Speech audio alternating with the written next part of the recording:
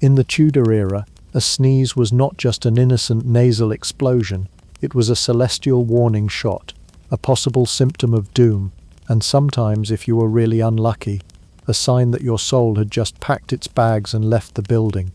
Today we sneeze and someone half-heartedly says "bless you" before returning to their phone. But back then, people said "God bless you" like it was a spiritual fire extinguisher, hoping to smother the flames of whatever infernal force just rocketed through your sinuses. Hello, travelers. Histories do not always need to be boring. You can rest here and listen to hilarious histories to drift off to sleep. Tonight, we will explore the topic, why a sneeze in the Tudor era was a symptom of doom, and many more. Before we continue, leave a comment to let me know when and where you are listening to this, and hit the subscribe button, but only if you enjoy what I do here. Let's begin. Let's be clear, Tudors didn't understand what a sneeze was. They couldn't see the dust, the pollen, or the pepper. To them, a sneeze was a mystery wrapped in phlegm, and naturally they assumed the worst. This was an era where people believed in witches, demons, cursed vegetables, and illnesses that floated through the air like invisible murder clouds. So when someone suddenly expelled a violent "shoo," it was a big deal. You weren't just startled, you were quite possibly doomed. The phrase "God bless you" was a common reaction to a sneeze, and it was not the polite social fluff we treat it as today, saying it was urgent spiritual triage. Many believed that sneezing was the precise moment your soul might accidentally slip out through your nose, leaving your body wide open for anything. Disease, demons, that one ghost who's been dying to possess someone since the Black Death. The soul, they thought, was a delicate thing. It could be startled, dislodged, or sneezed out under the right circumstances. To Tudor minds, a sneeze was like an unguarded front door, and you just yelled "come on in" to the spiritual underworld. Hence the hasty blessing, a verbal padlock slapped on the supernatural Airbnb you just opened. In some versions of the superstition, the blessing wasn't for protection at all, it was mourning, as in, God bless you because you might be dead already and just don't know it yet. Comforting, isn't it? Tudor superstition didn't stop at escaping souls. Sneezing could also be a warning sign that you were harboring something far worse than hay fever. To them, a sneeze might mean you were carrying the plague, harboring demonic influence, or guilty of spiritual uncleanliness. It wasn't a medical symptom, it was a moral red flag. In some communities, people believed a sneeze was a sign of sin, proof that your inner corruption was trying to burst out through your nostrils, which, to be fair, is probably how sin would choose to exit the body if given a chance. And if that wasn't unsettling enough, there was always the fear of demonic entry. You sneeze? Well, maybe it's not just your soul that flew out. Maybe something else flew in. Something with hooves, something with horns, something that now lives rent-free in your cerebral cortex and whispers unkind things about your neighbors. If a sneeze in public made people gasp and clutch their rosaries, a sneeze in the bedroom of a sick person was treated like the soundtrack to a funeral countdown. People genuinely believed that the sneeze was the last warning before death. If you'd been sick for a while, and you let out one final achoo, that was it. Everyone took a step back, said their prayers, and started mentally divvying up your possessions. A sneeze was like a bell toll, only wetter. Even priests got involved. Some would rush to the bedside of a sneezing patient, trying to bless them mid-sneeze, to catch the soul before it flew off like a startled pigeon. In some households, a sneeze was enough to send people scrambling for holy water, crosses, or the family doctor, who, to be fair, probably was holding a cross and a bucket of leeches. Let's say you're at a royal banquet. The king's in a good mood, the wine is flowing, the meat is only slightly undercooked. You sneeze, everyone turns and stares, the musicians stop playing, a noblewoman gasps, someone whispers, "He's marked," and just like that, you're the human version of a bad omen with legs. People might avoid you for the rest of the evening. You might get sent home early or worse, to the apothecary for evaluation. If you were really unlucky, rumors might start. He sneezed twice in a row at twilight. Time to update your will and cancel your social calendar. It wasn't just embarrassment. Sneezing could mean suspicion, especially during outbreaks or paranoid times, which in Tudor England was most of the time. In those moments you didn't sneeze. You held it in and risked imploding your own lungs, because better that than be accused of carrying death in your nostrils. So yes, in Tudor England, a sneeze was not just a sneeze. It was a theological crisis, a public health emergency, a possible gateway to hell, and the fastest way to clear a room without lighting it on fire. The next time someone blesses you after a sneeze, thank them. But also remember, in Tudor times, they might have already started planning your funeral. If you went to a Tudor doctor with a sneeze, you weren't going to get antibiotics, a nasal spray, or even advice that made any sense. What you got was something closer to philosophical improv with bloodletting, served with confidence and the faint scent of rotting herbs. Medicine in Tudor England wasn't based on science. It was based on ancient ideas, guesswork, and whatever theory sounded most poetic while you were actively dying. At the core of all this enthusiastic misdiagnosis was the theory of the four humours. This idea, passed down from ancient Greek physicians like Hippocrates and Galen, taught that the human body was governed by four essential bodily fluids: black bile, yellow bile, blood, and phlegm. If that sounds like a potion recipe from a villain's notebook, congratulations, you're already thinking like a Tudor doctor. Each humour was tied to a personality, a season, an element, and most crucially, your overall health. Too much black bile? You were melancholic and probably had a liver problem. Too much yellow bile? Choleric, irritable, maybe full of bile-based rage. Blood made you cheerful and warm, unless you had too much, in which case you'd be bled like a goat at a harvest festival. And phlegm, oh, phlegm was a fan favourite. Thick, cold, sluggish, and blamed for everything from laziness to sneezing to full-on spiritual decay. You weren't sick because your immune system was compromised.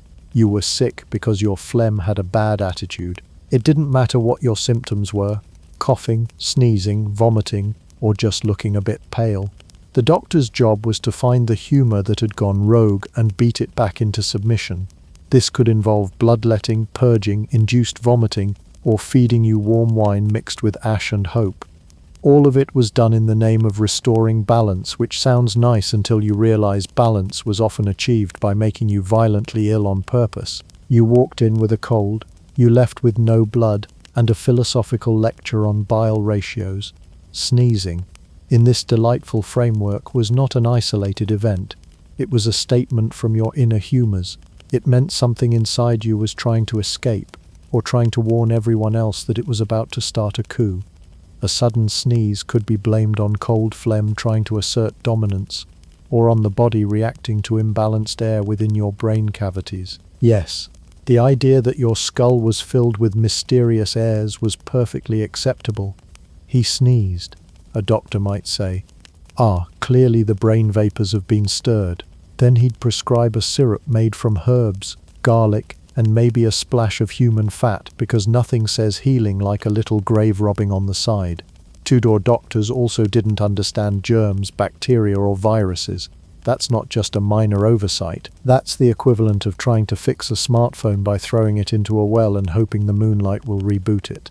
The germ theory of disease wouldn't be accepted for centuries, so Tudor practitioners operated on something closer to vibes, prayers, and medieval intuition.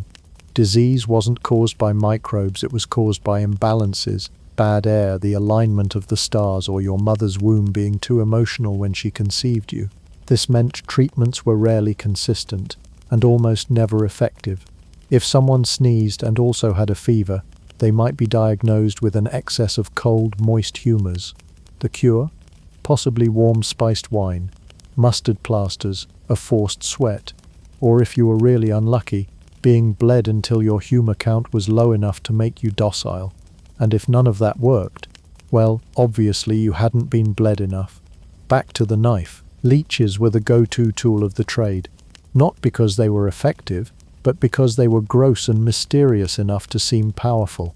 If your body didn't obey the rules of the four humours, perhaps the answer was to apply a squirming vampire slug to your ankle and hope it sucked out your melancholy. It usually didn't, but it did make your doctor feel like he was doing something vaguely professional. The frightening thing is, these doctors were respected. The more elaborate their explanation, especially if it involved Latin, stars, or obscure references to Galen, the more people trusted them. A physician could walk into a room, examine your sneeze, and confidently declare your phlegm is rebelling against your sanguine nature. Then he'd charge you a hefty fee, hand you a warm poultice, and walk out before you realized your prescription was just mashed turnip and candle wax. In a world with no microscopes, no understanding of infection, and no concept of viruses, Tudor medicine was a theatre of educated guessing. It sounded intelligent, it felt ancient, and it almost never worked. But when your best alternative was praying for a sneeze-free existence, you took what you could get. If you were living in Tudor England and happened to sneeze a bit too enthusiastically, congratulations, you just gave your brain a good old medieval tumble. Or at least that's what the physicians thought. In an era where medical science could be outwitted by a moderately informed houseplant, the idea that a strong sneeze could cause irreversible brain damage wasn't considered absurd. It was common sense. To the Tudor mind, the head was a delicate, mysterious vault filled with floating vapors, spiritual energy, and maybe a few thoughts. These vapors, invisible, intangible, and deeply dramatic, were thought to be essential to your sanity and survival. Disturb them, and you risked turning your brain into an internal war zone. And nothing disturbed them more than a violent sneeze. Forget the image of a polite little sniffle. The kind of sneeze that concerned Tudor doctors was the monstrous, earth-shaking, chest-wrecking kind that echoed off the walls and left your hair slightly rearranged. That kind of nasal explosion was seen as a dangerous discharge of vital brain matter. Not mucus, not allergens, but vaporous substances that, once ejected, would leave your mind like a deflated wineskin, shriveled, confused, and potentially demon-prone. Contemporary writings didn't use phrases like snot rocket or nasal spray. Instead, they described sneezing with words like eruption, violence, and evacuation of essence. There are genuine medical records, or at least what passed for them, in which physicians noted that a patient had fallen ill following a series of tumultuous sternutations. That's Tudor for big sneezes. The conclusion? The brain had been jostled, the vapors had been shaken loose, and now the patient was, medically speaking, bonkers. One particular example comes from a 16th century medical manuscript in which a physician claimed a young man's sudden descent into fevered lunacy was the direct result of a most unnatural sneeze, struck with such fury that it rattled the skull. Yes, the man sneezed, and apparently his brain didn't appreciate the turbulence. No virus, no trauma, just too much nasal enthusiasm. Imagine going to the doctor today and being told, "Oh, your memory loss is likely from that time you sneezed too hard during Lent." And it gets worse, because not only could sneezing expel brain vapors, but it could also scramble them, like a spiritual egg beater. You had a carefully arranged set of humors and mental energies swirling in your head, and now you've gone and blasted them into chaos. To Tudor doctors, a strong sneeze was like shaking a snow globe full of soul juice. All those lovely internal vapors suddenly spinning around with no place to go but trouble. So how did people try to prevent this brain-rattling catastrophe? Well, one thing was clear. Never hold it in. These days we might try to stifle a sneeze in polite company, pinching the nose, closing the mouth, trying not to sound like a foghorn in a library. But in Tudor times, holding in a sneeze was practically a death wish. It was thought to send the force inward, where it could rebound off your inner organs like a cannonball and do permanent damage. Some physicians even warned against suppressing a sneeze with phrases like, "Let the spirits out," or "They shall rage within." That's not medical advice, that's the tagline to a horror film. A nobleman who held in a sneeze at court might be complimented for his restraint, and then quietly followed by a physician muttering Latin and checking his pupils for signs of spirit agitation. Naturally, this kind of medical thinking led to some truly imaginative treatments. For those suffering from post-sneeze ailments, headaches, confusion, a vague sense that one's brain had turned to custard, the cure often involved rebalancing the head vapors, This could mean steaming herbs under the nose, bleeding behind the ears because why not, or even applying warm poultices made of moss and sheep's brains to the temples. Did any of it help? Not at all. But at least you looked ridiculous and stayed dizzy, which really sold the diagnosis. The fear of sneezing-induced brain damage also crept into everyday behavior. People were advised to sneeze only when seated, to prevent collapse. Some were told to bite their lips afterward to ground the head. Children were discouraged from sneezing during growth spurts lest their brains become misaligned from youth. And the elderly? Every sneeze came with the gentle warning that it might be their last. This wasn't just quirky thinking, it shaped how people reacted to their own bodies. Sneezing wasn't a funny accident, it was a cranial catastrophe in progress, one that could leave you confused, ill, or wandering the village green muttering about moon spirits and damp hair. In short, Tudor England treated a sneeze like a biological betrayal. Your body had dared to act on its own, violently and without permission, and now you were at risk of internal anarchy. The only upside, at least no one thought it was allergies. They thought it was your brain, attempting a very messy escape. In Tudor England, your nose wasn't just for sniffing out gossip or turning up at peasants. No, it was a full-blown suspect in the ongoing crime saga that was everyday health and hygiene. If your nose was tingling, twitching, or worse, dripping, it was probably guilty of something, and physicians were more than happy to pin the blame squarely on it. The poor nose was seen as the ultimate gateway, a front door to the soul, a hallway for humors, and apparently an open window for all things noxious, sinful, and potentially terminal. First, let's address the elephant in the apothecary, miasma theory.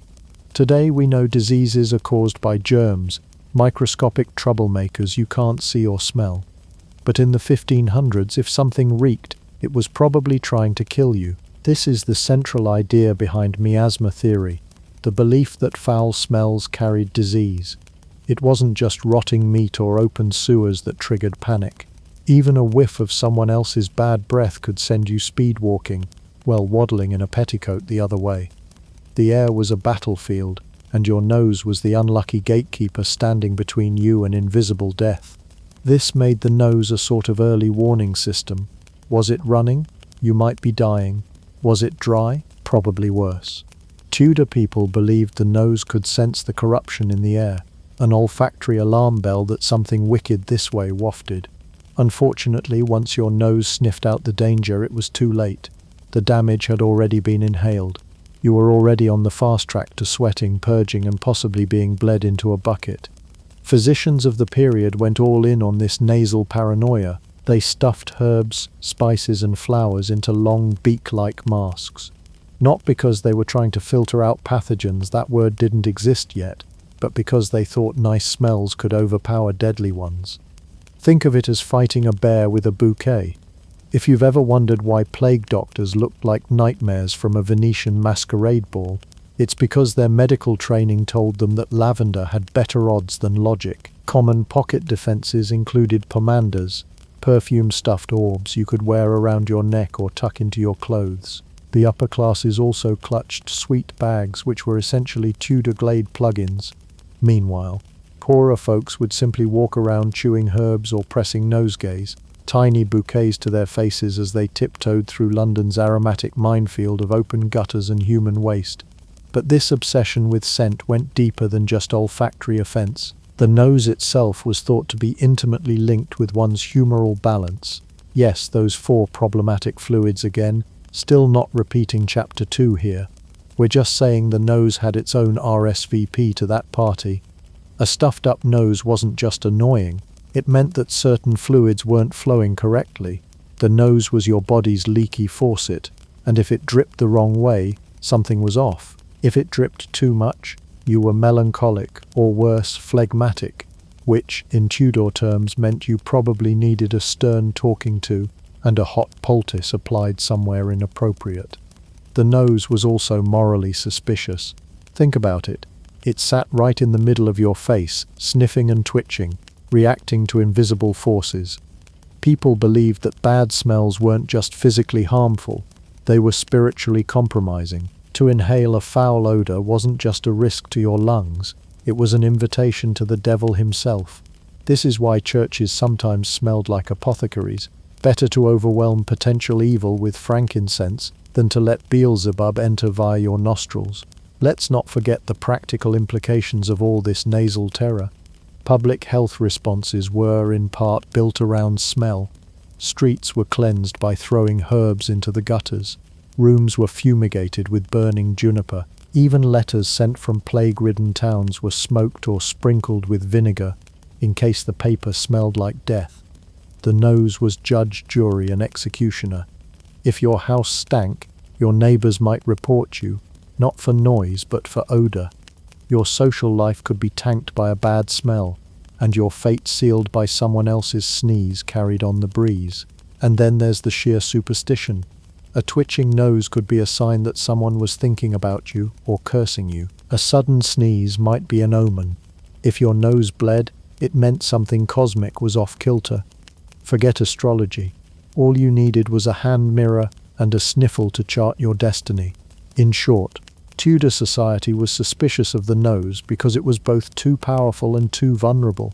It could sniff out danger, betray your health, invite demons, and accidentally inhale your own death. No one trusted it, but everyone relied on it. The result was an entire worldview where scent wasn't just sensory, it was survival. If your nose wrinkled, you moved. If it didn't wrinkle, maybe it should have. So next time you catch a whiff of something questionable, be grateful you're not in 16th century London, where that smell might have earned you a quarantine, an exorcism, or a scented ball on a silver chain. Tudor noses didn't just run, they ran the show. In the Tudor era, there were 3 sounds that could freeze a room: the clanking of royal armor, the ominous rattle of a leech jar, and the most feared of all, the sudden, unmistakable "Kochu."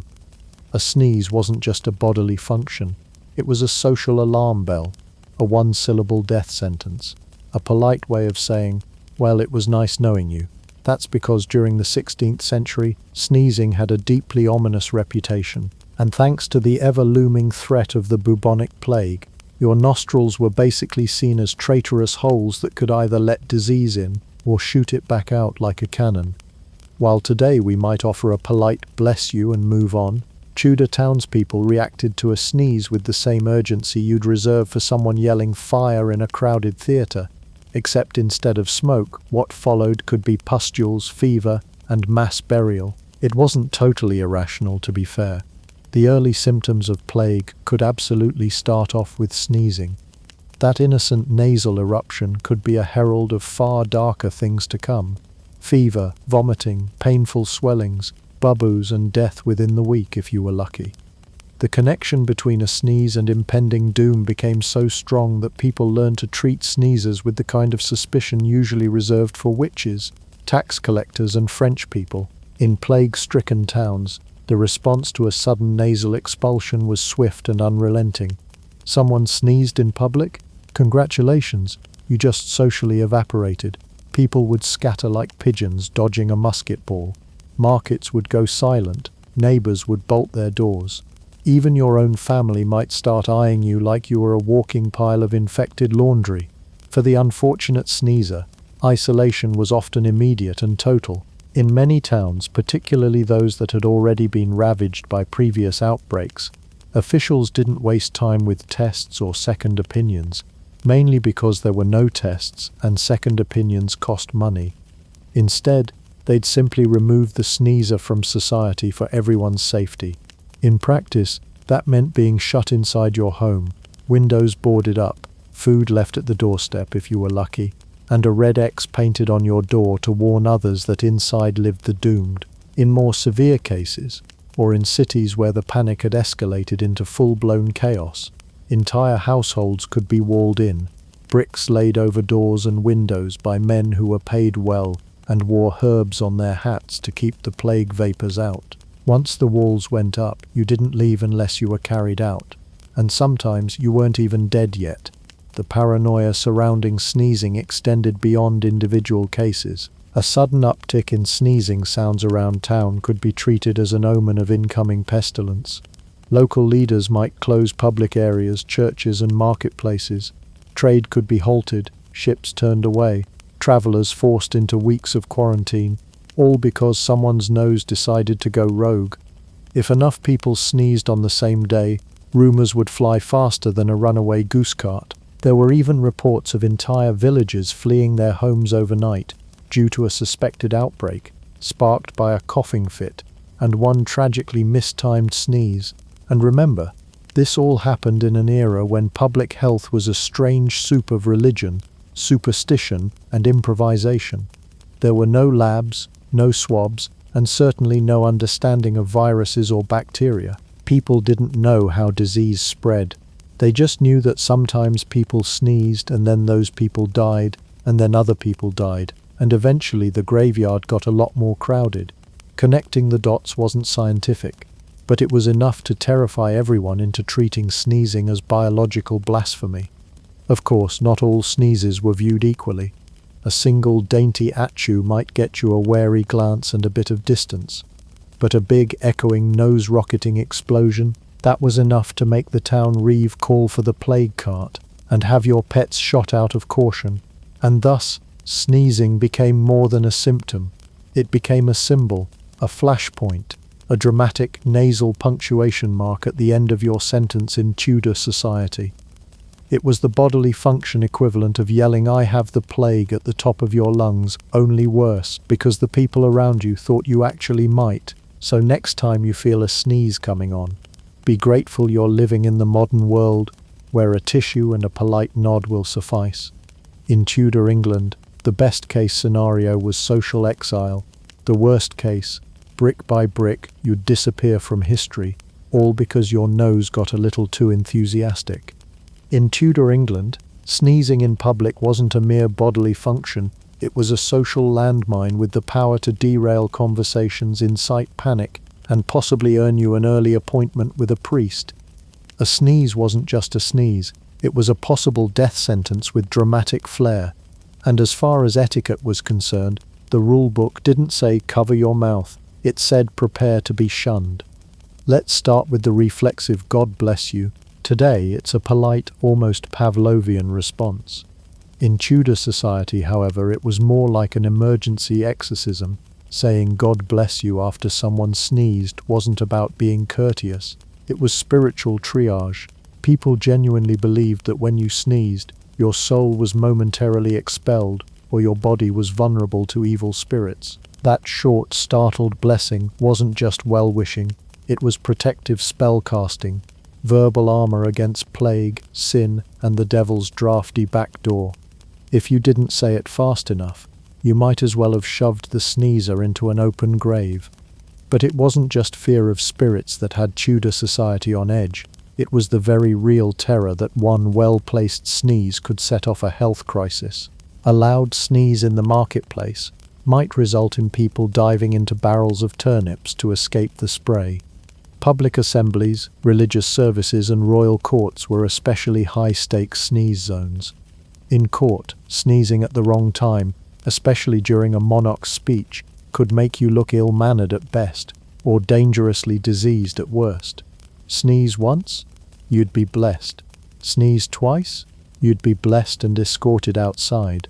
3 sneezes, that's practically a confession of bio-warfare. It's no wonder the Tudor upper class developed elaborate rituals to maintain their public composure and their social status in the event of an unavoidable nasal catastrophe. Enter the scented handkerchief. These weren't your run-of-the-mill squares of cotton. These were perfumed status symbols soaked in rosewater, lavender, or vinegar, both to preserve one's dignity and to supposedly cleanse the air of invisible plague particles. Aristocrats would dab them to their noses the moment someone sneezed nearby, sometimes flinging open cloaks or ducking behind feathered fans like they'd just witnessed a live execution. The more dramatic among them might flee the room altogether or perform a full-body shiver, not from fear, but from what they claimed was sensing the miasma. In reality, it was the 16th century version of "I'm out of here before I catch whatever that was," and God help the commoner who dared to sneeze in the vicinity of the nobility. If you happened to let out a surprise eschew near a baron or duchess, You could expect to be glared at like you'd just committed social arson. In some cases, guards were instructed to remove anyone who looked unwell, and unwell could mean anything from red cheeks to a mild seasonal allergy. There are even records of sneezing being cited as grounds for delaying trials, postponing royal meetings, or excusing someone from dinner altogether. If the Earl of so-and-so let out a suspicious snort before the fish course, you'd better believe someone was reciting the Psalms and reaching for cloves. And of course, not all God bless yous were created equal. The speed, tone, and delivery of your blessing mattered. A casual bless you might come off as dismissive, or worse, as a subtle accusation that the sneezer was in fact diseased.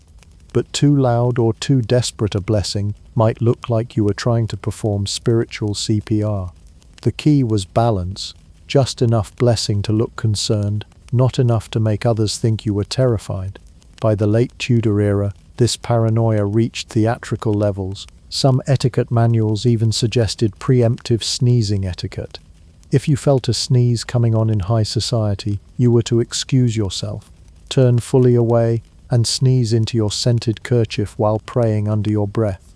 Basically, they expected you to perform a full, sanitized, apologetic sneeze ballet, all while keeping your ruff intact. Sneezing had never been so dramatic, so risky, or so fundamentally confusing. It wasn't just a physical reflex, it was a political act, a social performance, and sometimes a deeply uncomfortable moment of public suspicion. And let's not forget the stakes. One sneeze could lead to exile, disgrace, or at the very least being the subject of whispered gossip about whether your phlegm was harboring Satan. In Tudor England, if you sneezed violently enough, people feared it wasn't just your soul trying to escape. It might also be the beginning of your slow, garlicky death. But don't worry, there was a cure. Several, in fact. None of them worked, and some of them involved animal parts you'd rather not meet near your nasal passages. Welcome to the world of Tudor folk medicine, where every sneeze had a remedy and none of them made sense. The most important quality in a Tudor remedy was its ability to assault the senses. If it didn't burn, sting, or reek like a goat that had bathed in vinegar and regret, it wasn't considered effective. The popular go-to, a mixture of vinegar, garlic, and wine, ideally warmed over a low flame and then inhaled. The result? You either stopped sneezing or passed out, which, in Tudor logic, meant the treatment had worked. Some more advanced recipes called for stewed herbs mixed with ashes, rubbed directly onto the face or under the nostrils. Bonus points if the ashes came from something spiritually potent, like a burned Bible page or your neighbor's recently exorcised barn cat. Not only was the cure bad, it was also highly flammable. Garlic was practically the duct tape of Tudor medicine. Have a headache? Garlic. Raging fever? Garlic. Sneezed once at dinner? Garlic soup? Garlic vinegar compress? And possibly garlic wine if you were lucky or French. Tudor physicians believed garlic could open the passages, though whether that meant your sinuses or your soul was often unclear. In particularly serious cases, you'd be made to snort a garlic and horseradish paste, which reportedly cleared the head, induced tears, and permanently offended anyone within a 10-foot radius. Some more daring remedies involved sticking things into the nose, and not small things. The belief was that illness lingered in the humours near the brain, and with the right tool you could stir them back into harmony. Tools varied: goose feathers, quills, tiny spoons, or thin sticks soaked in medicinal oil. One physician's journal describes a patient with persistent vapor sneezes who was treated by inserting a clove-studded stick into his nostril and twirling until fit ceased. The patient reportedly stopped sneezing. He also stopped speaking and had trouble standing, but again, Tudor medicine declared victory. Of course, what would a proper Tudor remedy be without animal bits? Sheep's fat, pigeon blood, and powdered deer horn were all common components of sneeze-related treatments. One cure involved stuffing a mouse skin, soaked in rose oil, up the nostril. Why? The mouse, it was believed, would draw out the illness like a tiny fur-covered sponge of health. Another called for placing a freshly slaughtered chicken across the chest, feathers and all. The warmth, they believed, would soothe the humours. The chicken, presumably, had no opinion. If none of the above worked, and shockingly they didn't, there was always bloodletting. After all, if sneezing was caused by an imbalance of hot, moist vapors, why not drain some hot, moist blood from your arm, or your neck, or behind your ear, or all three, just to be thorough? Barber surgeons. The closest thing Tudor England had to a med school dropout with a knife, would slice you open and let the blood drip until either your symptoms improved or you looked suspiciously like a ghost. Some even applied leeches to the nose, a nightmarish image that probably cured more people through sheer fear than biology. But in the end, the logic remained. If it hurts, stings, bleeds, or involves poultry, it must be good for you. Finally, there were the early equivalents of smelling salts, pungent powders made from herbs, sulfur, and the occasional mystery ingredient. Ash of viper was a popular one. You'd sniff them deeply, sneeze yourself halfway across the room, and feel either better or much worse. Success, again, was judged by volume of bodily reaction. The more dramatic, the more effective. In short, Tudor remedies for sneezing were less about gentle relief and more about interrogating your sinuses with medieval aggression. If it burned, bled, or reeked like a pickled rodent, it probably got shoved up someone's nose. And yet, in a world where sneezing might mean death, people clung to their garlic paste and pigeon juice like it was modern medicine. After all, in the Tudor era, medicine wasn't about evidence, it was about enthusiasm. And nothing says dedicated healer like force-feeding someone vinegar while holding a warm chicken to their chest. In Tudor England, a sneeze wasn't just a sudden nasal explosion, it was a theological crisis. Forget tissues and allergy meds. What you really needed was a priest on standby and a clean conscience. To the deeply religious minds of the 16th century, the body wasn't just flesh and bone, it was a battleground between divine grace and devilish corruption, and the nose, apparently, the front lines. For many, sneezing was seen as more than a bodily reflex. It was, quite possibly, your soul trying to escape, or sin trying to barge in. Depending on which sermon you'd heard that week, that sudden achoo could mean you were being purified by God, or personally attacked by Satan. Both options required urgent spiritual attention. The Church didn't exactly issue a papal bull on nasal etiquette, but the superstitions ran deep enough that sneezing often required religious intervention. That's why sneezers were promptly blessed, not for courtesy's sake, but because people genuinely feared the sneeze could be your last gasp before death or before demonic possession. God bless you wasn't a pleasantry, it was an emergency spell. A sneeze could call down angels or alert demons that your immune system was off its game. The ambiguity kept everyone nervously holy. Priests often responded to sneezing with prayers, especially during outbreaks. It wasn't uncommon for a parishioner who'd sneezed at the wrong moment to be brought in for confession. The logic was simple. If you were sneezing, you were either about to die, about to sin, or already deeply sinful and in need of intervention. In some cases, people who couldn't stop sneezing were believed to be under demonic influence or cursed by someone with a particularly vengeful set of rosary beads. And this paranoia was doubly potent if you were a woman. Tudor society had a special knack for mixing misogyny with theology, and sneezing was no exception. A woman who sneezed too often or too dramatically could find herself accused of harboring evil spirits. A single sniffle at the wrong moment could inspire whispers of witchcraft. Forget flying broomsticks or talking to cats. If your nose dared to twitch too frequently, you might be examined by the local clergy and sent off for a spiritual scrubbing that involved equal parts holy water and humiliation. Women were expected to sneeze delicately, if at all. A powerful sneeze could be interpreted as lack of self-control, something the Church saw as deeply problematic. After all, if a woman couldn't restrain her own nasal passages, what other temptations might she be giving into? It was a bizarre leap in logic, but logic was optional in a world where disease, gender, and sin were tangled together in a sweaty, perfumed mess. And if the sneezer happened to be pregnant, oh boy, now the stakes were raised. A pregnant woman who sneezed too much might be accused of endangering her unborn child, or worse, inviting evil spirits to take up residence in the womb. It was part medical concern, part moral panic, and all headache. The church had opinions on nearly everything during the Tudor era, and they weren't shy about interpreting your bodily functions as cosmic telegrams. But not everyone took these interpretations lying down. Some took them to court. There are scattered reports of people suing others for cursing them via sneezing, often with the backing of religious witnesses. It wasn't enough to get sneezed on by fate. No, if your neighbor sneezed and your cow died 3 days later, someone was getting excommunicated. Meanwhile, local parishes encouraged congregants to attend Mass if they were feeling unclean, but not if they were actively sneezing. It was an awkward middle ground. The sneeze was seen as spiritual proof of impurity, but no one wanted that proof in the front pew. Thus, sneezing congregants were sometimes given their own designated prayer area, or gently escorted to the back where they could bless themselves quietly and out of range. Ironically, during periods of plague or pestilence, churches themselves became hotspots of contagion.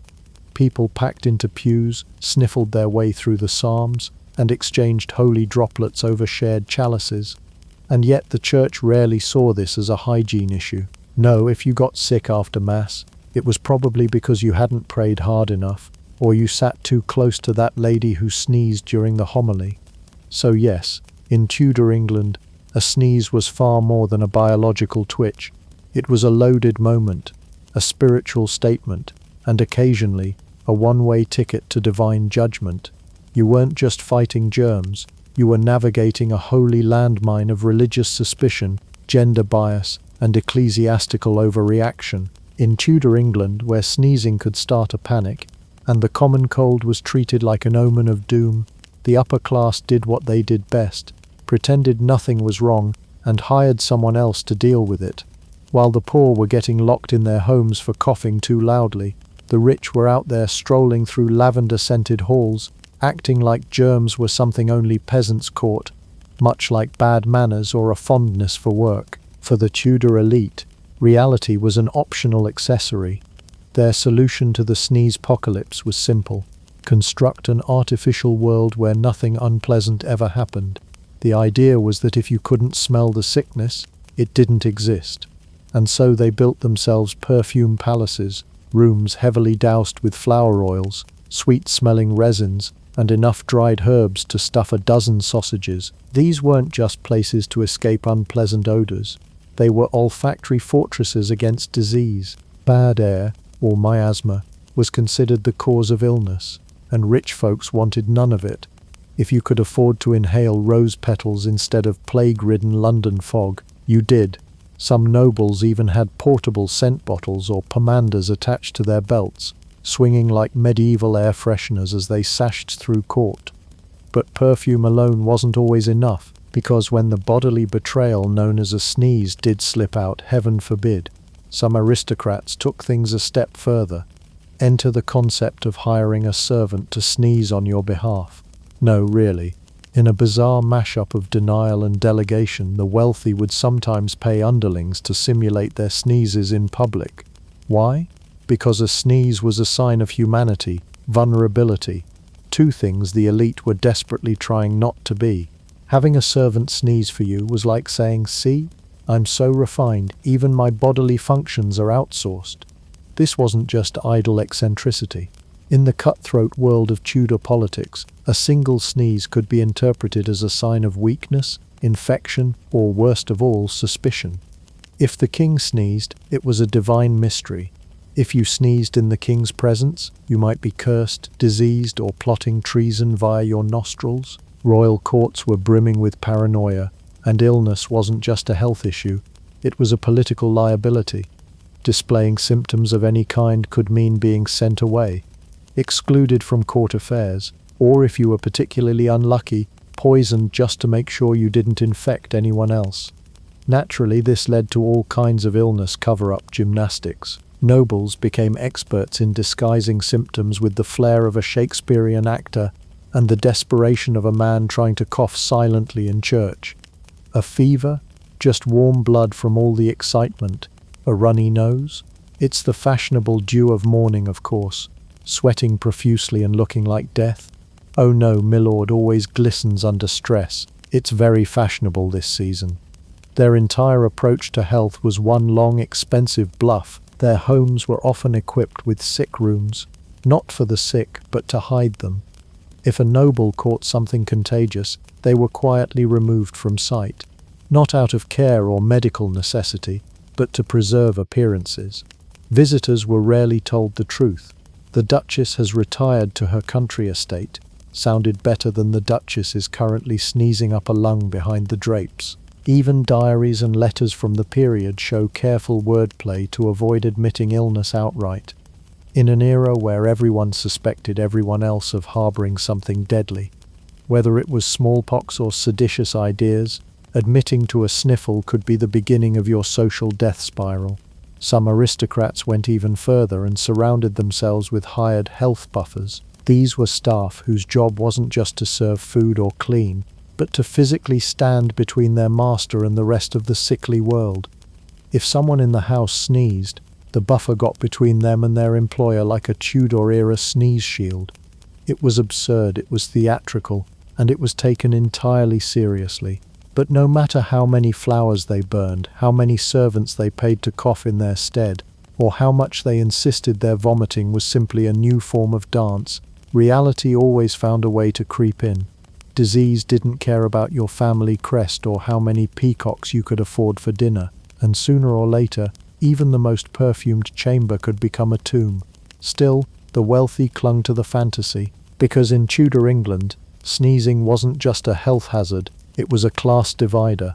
The rich sneezed with velvet sleeves and plausible deniability. The poor sneezed with consequences. Ah, the humble sneeze. Today, it's a minor interruption. A quick achoo, a polite bless you, and we're back to doom scrolling or pretending to pay attention in meetings. But if you've ever wondered why such a small bodily function still commands a verbal blessing and the side eye of everyone within a 5-foot radius, you can thank or blame the Tudors.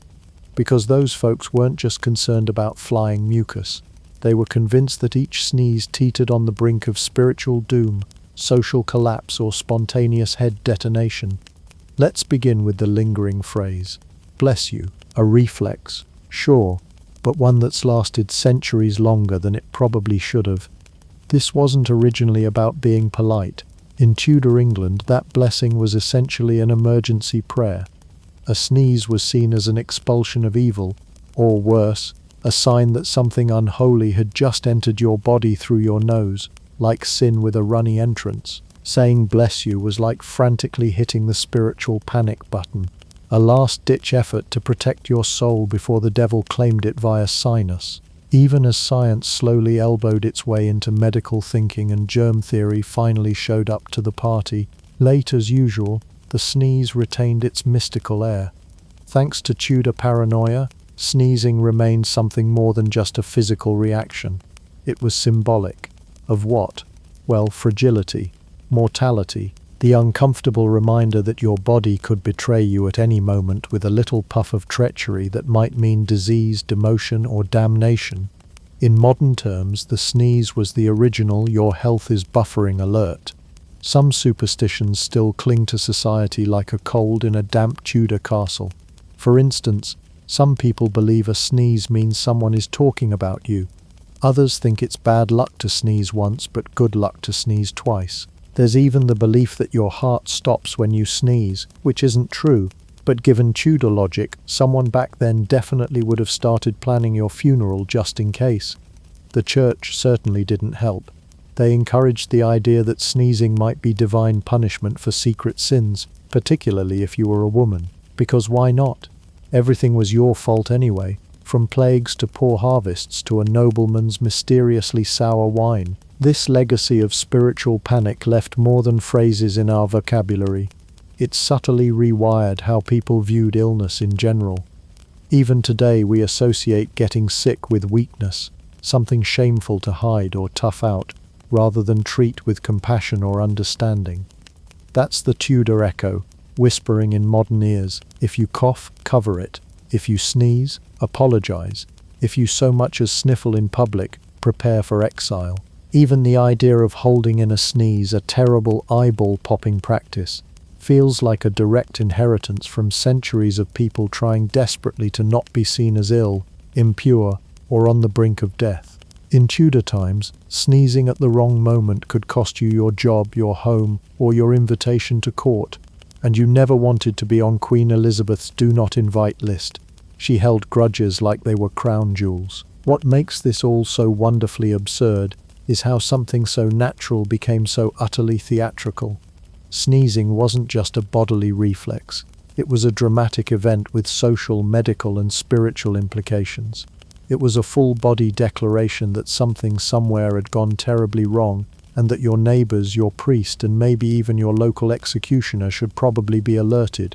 Yet, for all its pomp, the Tudor sneeze panic left behind a peculiar charm. A sneeze still sparks a moment of human connection. A blessing, a chuckle, an awkward silence in an elevator. It's a reminder that while we may have left behind the vinegar potions and goat lung poultices, we haven't quite shaken the sense that every achoo carries a tiny dose of mystery. We still flinch a little, we still bless, and somewhere, in the dusty rafters of history, a Tudor ghost probably just nodded solemnly. The year was 1475. The place, Caprese, a sleepy hilltop village in Tuscany. The stars were aligned, the angels wept, probably from exhaustion, and the universe sighed, because Michelangelo di Lodovico Buonarroti Simoni had just entered the world, and he was already unhappy about it. Right off the bat, Michelangelo didn't exactly win the parental lottery. His mother Francesca died when he was just 6 years old, and his father Lodovico was, well, imagine the opposite of supportive. Lodovico belonged to the minor nobility, which meant he had absolutely no money but just enough pride to ruin his children's dreams. He insisted that the Buonarroti name was too noble for things like manual labor or art, which to him was basically manual labor with extra whining. But Michelangelo was not the type of child you could mold into a bureaucrat. He was the type of child who stared at rocks for too long and looked offended by the idea of school. So when his father sent him to live with a nanny, who happened to be married to a stonecutter, Michelangelo imprinted like a baby duck. Except instead of following his surrogate mother around, he bonded deeply with marble. Later in life, he famously claimed, "If there is any good in me, it is because I was born in the subtle atmosphere of your marble quarries," which is the Renaissance version of someone saying, "I was raised by wolves, and I liked it." While other children were drawing smiley faces in the dirt, Michelangelo was studying the curves of chipped stone and wondering how many tools it would take to carve a god from a boulder. Unfortunately, his father had other plans. Lodovico tried to force him into the role of a civil servant, someone who would shuffle parchment and nod respectfully at rich people. But Michelangelo wanted nothing to do with ink, scrolls, or whatever passed for business casual in the 15th century. He wanted to smash things with a hammer until they turned into art. In short, he wanted to be a sculptor, which in the eyes of his father was only slightly better than becoming a traveling juggler or a professional plague spreader. At 13, Michelangelo was grudgingly allowed to apprentice with Domenico Ghirlandaio, one of Florence's top painters. To most Renaissance teens, this would have been a dream come true, access to a master, a studio, and an actual income. But Michelangelo, never one to be satisfied, immediately decided he hated painting. It was too decorative, too soft, too focused on color and illusion. He wanted form. He wanted weight. He wanted to wrestle stone, not brush color onto gentle saints. It took him exactly 1 year to decide that he had better things to do than become successful the normal way. Enter Lorenzo de' Medici, ruler of Florence, patron of the arts and owner of a brain so crammed with Neoplatonism and poetry, it's a miracle he didn't float off the ground from sheer intellect. Lorenzo, also known as Lorenzo the Magnificent, because when you're that rich modesty is optional, ran a sort of Renaissance summer camp for gifted artists, poets, and philosophers. He brought Michelangelo into his court after seeing the boy sculpt a fawn's head that was so good it nearly gave the old patron a hernia from excitement. Suddenly, young Michelangelo was living in Lorenzo's palace, eating at his table, and mingling with the philosophical elite. And this was not your average group of thinkers. These were people who quoted Plato for fun and could turn dinner conversation into a debate on whether angels had muscle tone. Imagine being a moody teenage sculptor surrounded by bearded intellectuals asking, "But what does beauty mean in relation to divine form?" while you're just trying to carve a six-pack onto Hercules. But in some strange chisel dust-covered way, this weird intellectual environment suited Michelangelo. It shaped his mind as much as stone shaped his hands. He absorbed ideas about form, perfection, and the divine nature of the human body, concepts that would later explode onto every inch of marble he ever touched. But don't be mistaken, he still hated a lot of it. He despised most people, especially other artists, and often spoke as if the very act of existing in the world was a nuisance he hadn't agreed to. From an early age, Michelangelo made it clear he would do things his way, even if it meant constant suffering, and spoiler alert, it usually meant constant suffering. This was not a man who enjoyed anything lightly. He didn't dabble, he obsessed. And while the world was still deciding if art should be religious, decorative, or political, Michelangelo had already chosen a different approach. Art should be war, a battle between man and matter, ego and expectation, beauty and back pain. Other kids played with toys. Michelangelo played with chisels. From the start, he had two passions, sculpture and rage. And that, dear listener, is how a grumpy child raised on marble dust, with a flair for dramatics and a chip on his shoulder the size of Mount Vesuvius, began his long and glorious feud with life itself. Michelangelo didn't just work alone, he thrived alone, not in the peaceful monastic way, more like a porcupine who found success in a room full of balloons. From the very beginning of his artistic career, collaboration felt to him like a dangerous compromise. Why trust someone else with your vision when you could just glare at the marble until it obeyed? And while many Renaissance artists courted fame with flattery and charm, Michelangelo perfected the opposite.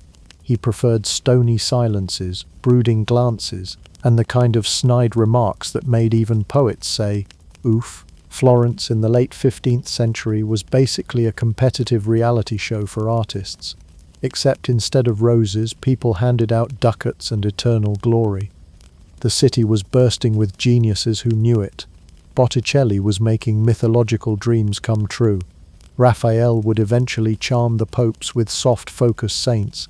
And then there was Leonardo da Vinci, a man so accomplished it was almost impolite. He painted, invented, dissected corpses, and looked like the kind of guy who could fold a napkin into a glider that actually flew. Naturally, Michelangelo despised him. The rivalry between Leonardo and Michelangelo is one of the juiciest chapters in art history, mainly because neither of them ever learned to play nice. They were both brilliant, both arrogant, and both convinced the other was an overhyped fraud. It was the Renaissance equivalent of two prestige drama actors refusing to present an award together at the Oscars. Their disdain came to a head in 1504, when Florence asked both men to paint opposite walls of the city's council chamber. Michelangelo was tasked with a scene from the Battle of Cascina, while Leonardo got the Battle of Anghiari. The tension was so thick you could have carved it with a palette knife. Neither fresco was ever completed. Leonardo's paint literally melted off the wall, and Michelangelo abandoned his to chase sculptural glory. But the real masterpiece was the mutual loathing they left behind. It's not that Michelangelo didn't respect talent. He simply didn't believe anyone else had enough of it. He once dismissed an entire room of fellow sculptors with the comment, "They are only good at making pretty things." He didn't want pretty. He wanted divine struggle, and if you suggested otherwise, you were clearly an idiot. In workshops where apprentices usually learned by collaboration, Michelangelo saw nothing but distractions. He distrusted assistants, avoided teamwork like the plague, which, to be fair, was still an actual problem, and treated advice as a personal attack. When forced to accept help, he often reworked or destroyed the contributions later. He didn't see this as rudeness, just quality control, and don't even think about correcting him. Michelangelo's response to criticism ranged from icy silence to outright tantrum. One report claimed that when an official dared to suggest a revision to one of his sculptures, Michelangelo threw such a volcanic fit that the man left and never returned. You didn't edit Michelangelo, you survived him. Naturally, the one thing more infuriating to Michelangelo than fellow artists was authority. He hated being managed, directed, or scheduled. So it makes perfect sense that his career became chained by divine comedy or cruel irony to the most micromanaging employers on earth, popes. Now, this chapter will not dive into the Sistine Chapel. We'll save that drama for chapter 4. But it's important to note that Michelangelo's relationships with popes followed a very clear pattern. They commissioned him for impossible tasks, and he responded with sulking, escape attempts, and bitter sarcasm. He did not suffer fools. He did not obey instructions. And if he had to work under someone's rule, he preferred that they be dead. Hence his obsession with tombs. Still, his isolation wasn't just about arrogance. Michelangelo genuinely believed that true art came from deep internal struggle. Other artists went to festivals. He went to war with stone. Social events weren't sources of inspiration. They were obstacles. He viewed distraction as betrayal and comfort as artistic death. It wasn't that he wanted to be alone, it's that he had to be. To Michelangelo, the process of creation wasn't a team sport. It was a one-man battlefield.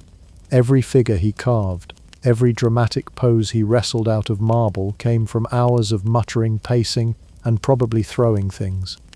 His tools were his only trusted co-workers, and even they weren't safe from his moods. Michelangelo didn't burn bridges. He sculpted dramatic marble arches, then kicked them down. He didn't attend art school critiques. He just glared until people left. He wasn't easy. He wasn't polite. But he was undeniably great, and he proved over and over that sometimes the price of unmatched brilliance is never ever wanting to share your studio. In 1501, Michelangelo took a long, critical look at a block of marble so neglected it had spent the last few decades lying around like a Renaissance couch potato. It was over 18 feet tall, badly weathered, and had already been half ruined by two previous sculptors who gave up mid-chisel. The stone was known as the Giant. Everyone else called it a lost cause. Michelangelo called it a challenge. What followed would be one of the greatest glow-ups in art history. The Opera del Duomo, the committee responsible for decorating Florence Cathedral, had commissioned a statue of David, the biblical underdog who took on Goliath. They needed someone to finish the job without cracking the marble, snapping it in half, or sculpting something that looked like a damp sock. Michelangelo, who at this point was only 26 years old and already carried himself like he was 400, volunteered. But this wasn't just sculpture. This was surgery on stone. The block had been sitting out in the elements for 40 years, soaking up the Tuscan sun like a very large, very unimpressed lizard. It had weird dimensions, it had deep flaws, and it had been so abused that working with it was like trying to make a wedding cake out of a crushed biscuit. Naturally, Michelangelo loved it. For 2 years he worked obsessively, often in secret. He built a high wall around his workspace so no one could peek in and offer feedback, which is Renaissance Italian for compliments that are actually insults. Michelangelo didn't believe in sharing progress. You didn't watch the sausage being made, and you definitely didn't watch the divine form of man emerge from a dead lump of marble. The result was David, 17 feet of muscular defiance, carved with such anatomical precision that even modern bodybuilders have considered giving up and switching careers. But what made this statue revolutionary wasn't just its realism, it was attitude. Michelangelo chose not to show David after the battle with Goliath victorious, smug, holding a severed head like a Renaissance action hero. No, he sculpted the before. A tense, coiled moment. David is alert. His brow is furrowed. His slingshot is draped casually over one shoulder. But his gaze says, "You're about to regret everything." In a time when most statues were tranquil, holy, or dramatically dead, Michelangelo gave us someone who looked like he was about to sprint off the pedestal and ruin your day. It wasn't just a sculpture, it was a threat made out of limestone. The people of Florence lost their collective minds.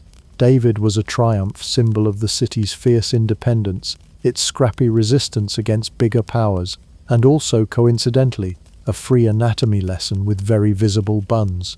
Crowds came to gawk, artists came to weep. The Opera del Duomo came to panic, because this statue was way too good to shove up on a high cathedral buttress where no one could see it. Instead, a group of officials, including Leonardo da Vinci, whose opinion Michelangelo absolutely didn't ask for, convened to decide where it should go. They chose the Piazza della Signoria, Florence's political heart. David would stand guard over the city like a very stern, very naked security officer. It was the Renaissance version of going viral, and Michelangelo had become a star, and like many people who achieve overnight fame, he immediately hated it. The praise annoyed him. The commentary irritated him. He once overheard someone complaining about David's nose being too big, so he climbed up the scaffold, pretended to fix it by dropping a few marble shavings, and came down saying, "There, better?" The man was delighted. Michelangelo was delighted by how gullible people were, but behind the grumpiness was something real. He didn't want to be a celebrity. He wanted to be a sculptor, not a public figure, not a court flatterer, not a pawn for political agendas. Sculpture, to him, was sacred. It was struggle, form, truth. Everything else, noise. And the David didn't just cement his artistic genius, it crystallized his worldview. From this point on, Michelangelo's belief was simple and unshakable. Sculpture was the highest form of art. Painting, decorative nonsense. Architecture, fine, but only if there were statues involved. Poetry, acceptable, if it was about statues. Even his letters reflect this bias. He describes sculpting as a divine act, releasing the form already trapped in the marble, not creating but revealing. Michelangelo wasn't just carving a body, he was exposing the soul inside a stone, or at least that's how he explained it between muttered complaints and refusing to speak to clients. David was chiseled, literally and emotionally. It took him 2 years to sculpt David and the rest of his life to complain about it.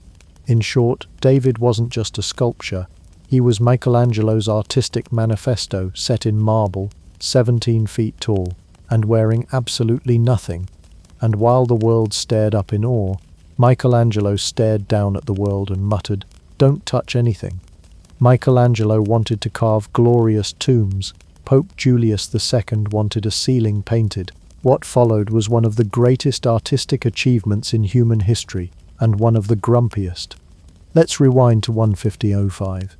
Michelangelo was summoned to Rome by Pope Julius II, who was famously nicknamed the Warrior Pope, but could just as easily have been called the micromanaging art dad. Julius had a dream, a tomb that would scream divine power, with 40 statues, marble everywhere, and enough grandeur to impress God himself. Michelangelo naturally was thrilled.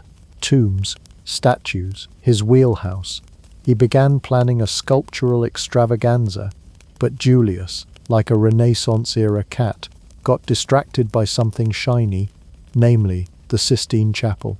He decided what the ceiling really needed wasn't just stars or saints, but a full-blown apocalyptic mural narrative stretching from Genesis to Judgment Day. And who better to paint it than a man who hated painting? Michelangelo was horrified. Painting was, in his opinion, an inferior art form, flat, messy, full of color theory and pigment mixing and perspective.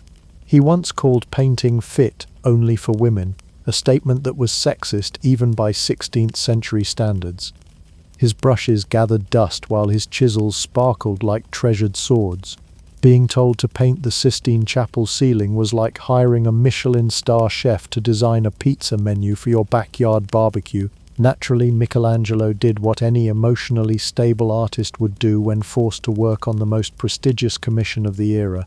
He threw a tantrum and ran away. Yes, he literally fled Rome. He vanished to Florence in protest, hoping that Julius would come to his senses and go back to commissioning statues like a respectable pope. Instead, Julius sent letters, then messengers, then threats. Eventually, the Pope had to publicly apologize just to lure the sulking artist back. Michelangelo returned, grumbling, and begrudgingly picked up a brush like it was a punishment from the heavens. And thus began 4 years of physical agony, psychological torment, and passive-aggressive papal correspondence. Michelangelo worked alone naturally. He fired his assistants after a few weeks, muttering that they were useless and probably colorblind. He designed elaborate scaffolding so he could reach the ceiling, initially using a design proposed by another artist, but then dramatically tearing it down and rebuilding it himself because, of course, no one else could possibly understand his vision. He painted lying on his back for hours at a time, day after day, which led to severe neck cramps, paint dripping into his eyes, and permanent damage to his spine. "Painting is torture," he wrote to a friend. "My beard turns upward to heaven, my memory is gone, and I live in misery." Sounds like a spa retreat, really. He had no appetite, no social life, and definitely no filter. His letters from this period are an all-you-can-read buffet of sarcasm, complaint, and artistic rage. In one infamous sketch, he even drew himself painting with his head bent backward at a painful angle, surrounded by groaning Latin captions like, "I am not in the right place, I am not a painter." And then there was the Pope. Julius II and Michelangelo were the ultimate Renaissance power couple, constantly fighting, eternally exasperated but unable to quit each other. Julius would storm into the chapel demanding progress updates, and Michelangelo would shout back from the scaffolding like a sleep-deprived raccoon with a paintbrush. There are reports that the Pope even hit Michelangelo with a cane during one particularly heated argument. In retaliation, Michelangelo threatened to jump ship again, and only stayed because the Pope doubled his pay and promised not to yell as much. To add to the pressure, the chapel wasn't just a private mural for meditative prayer. This was the beating heart of Vatican power, a sacred space where cardinals voted for popes, and where Michelangelo's every stroke would be scrutinized by critics, theologians, and future art historians with magnifying glasses. No pressure, and yet somehow, what emerged wasn't just acceptable, it was a masterpiece, an absurd, staggering, divine-level feat of artistic genius that transformed the ceiling of a chapel into one of the greatest achievements of human creativity. He painted 9 scenes from Genesis, from the creation to the fall of man, along with 300 figures, prophets, sibyls, angels, and naked men holding up nothing in particular, known today as ignudi, or possibly Michelangelo's excuse to flex anatomy. The centerpiece, the creation of Adam, that famous moment where God stretches out his finger to spark life into humanity. It's one of the most iconic images in all of art, replicated everywhere from textbooks to t-shirts to memes, and it was painted by a man who spent the entire time cursing the ceiling and dreaming of marble. By the time he was finished in 1512, Michelangelo had aged about 10 years in 4. He unveiled the work to a stunned, breathless crowd. Even Julius was speechless, which for him was practically miraculous. The ceiling was a hit, a massive hit. Artists wept, pilgrims gasped, critics swooned. Michelangelo, true to form, grunted, "It's done," and immediately went back to sculpting. And so the man who hated painting gave the world its greatest fresco. The ceiling cracked with drama, theology, and awe, but the only thing more cracked by the end of it all was Michelangelo himself. When Michelangelo reluctantly agreed to paint the Sistine chapel ceiling in 1508, he did not do so with joy in his heart or gratitude in his soul. No, he did it with a bitter scowl, chronic back pain, and a mental list of at least 35 better things he could be doing with his life, including sculpting, brooding, and yelling at assistants. What followed was not a glorious triumph of inspired artistry from day one. It was 4 years of eye strain, vertigo, and existential rage, all served with a side of airborne paint fumes. Let's start with the conditions. The Sistine Chapel was not some cozy artist's loft with mood lighting and ergonomic chairs.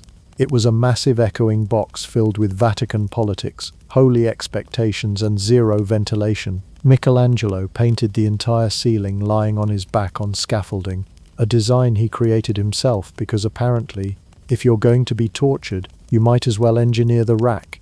Each day began with climbing up a rickety wooden skeleton suspended 50 feet above a marble floor, and each day ended with paint in his eyes, cramps in his neck, and a growing sense that God's divine plan included exactly 0 chiropractors. He didn't use brushes delicately, like a painter crafting soft hues. He used them like a man trying to finish a job he never wanted in the first place. Fresco painting meant working fast.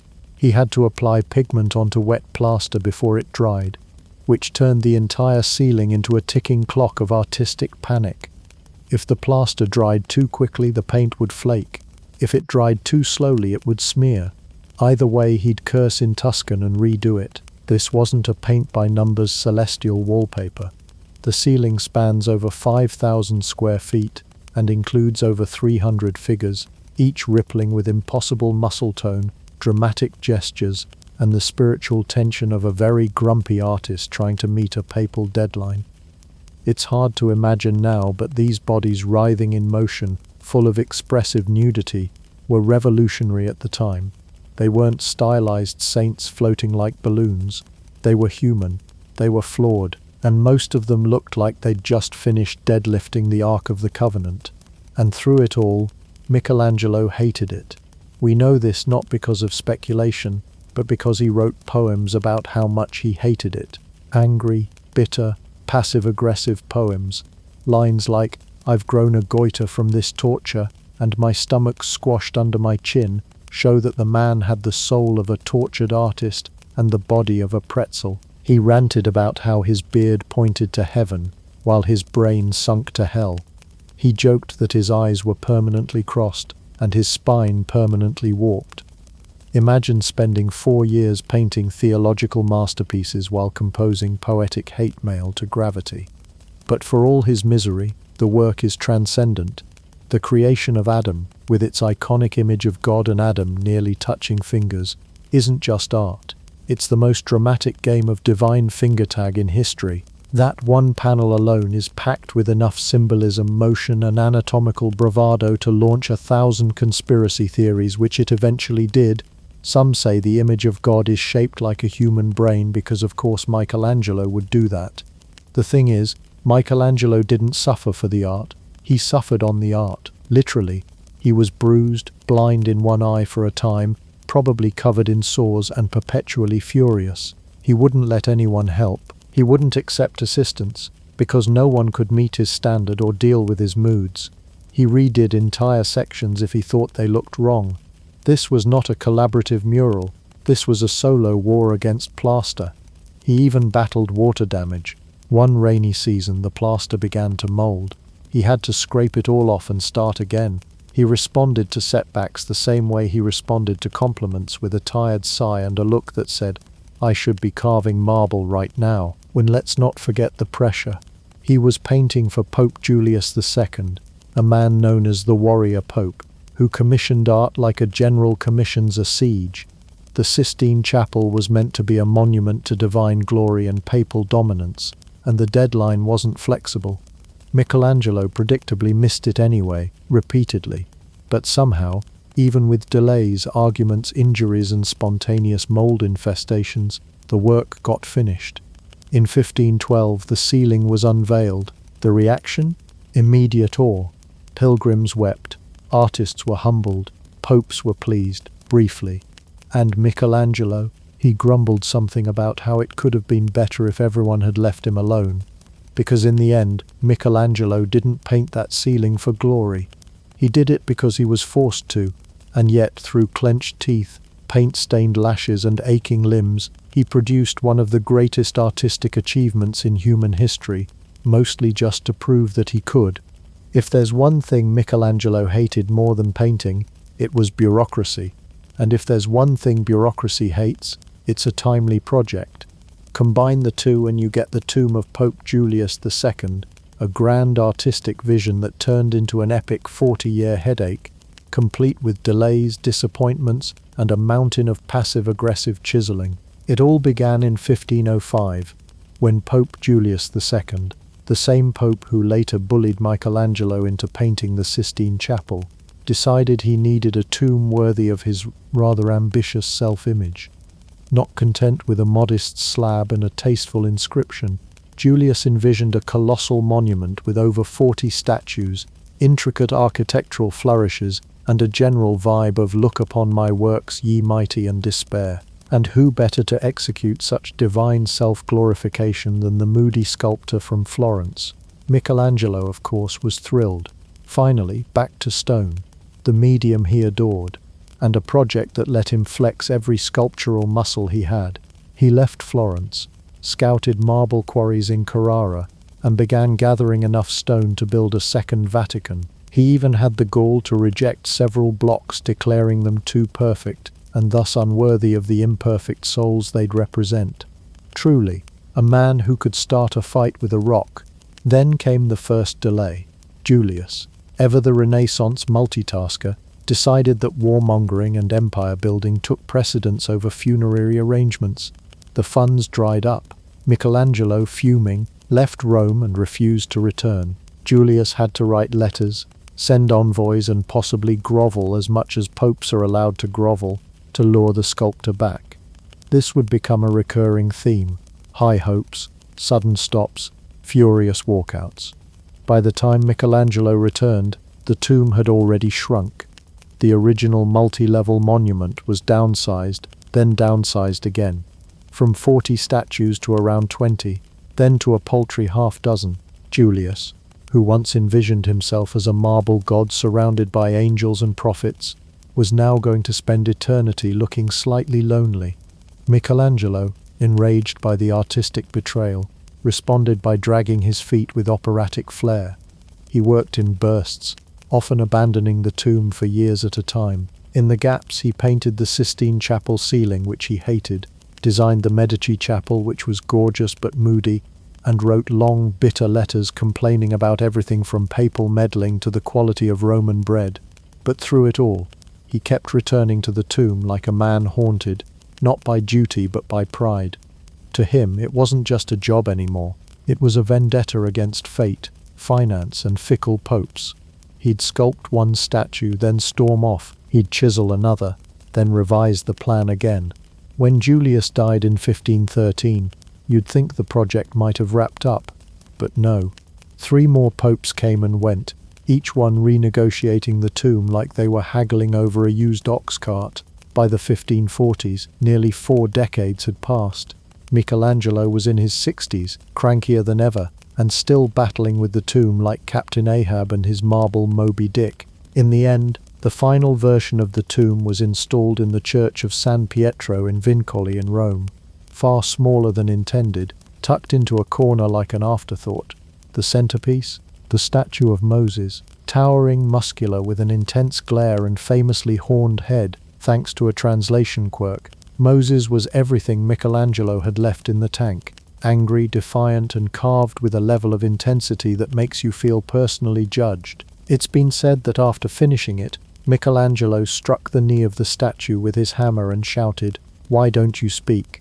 Because even after 40 years of setbacks, the man still expected perfection from marble, from popes, and from himself. What's perhaps most poetic is that the tomb intended to immortalize Pope Julius ended up immortalizing Michelangelo's obsession instead. It became a shrine to stubbornness, a marble monument to what happens when genius meets institutional chaos.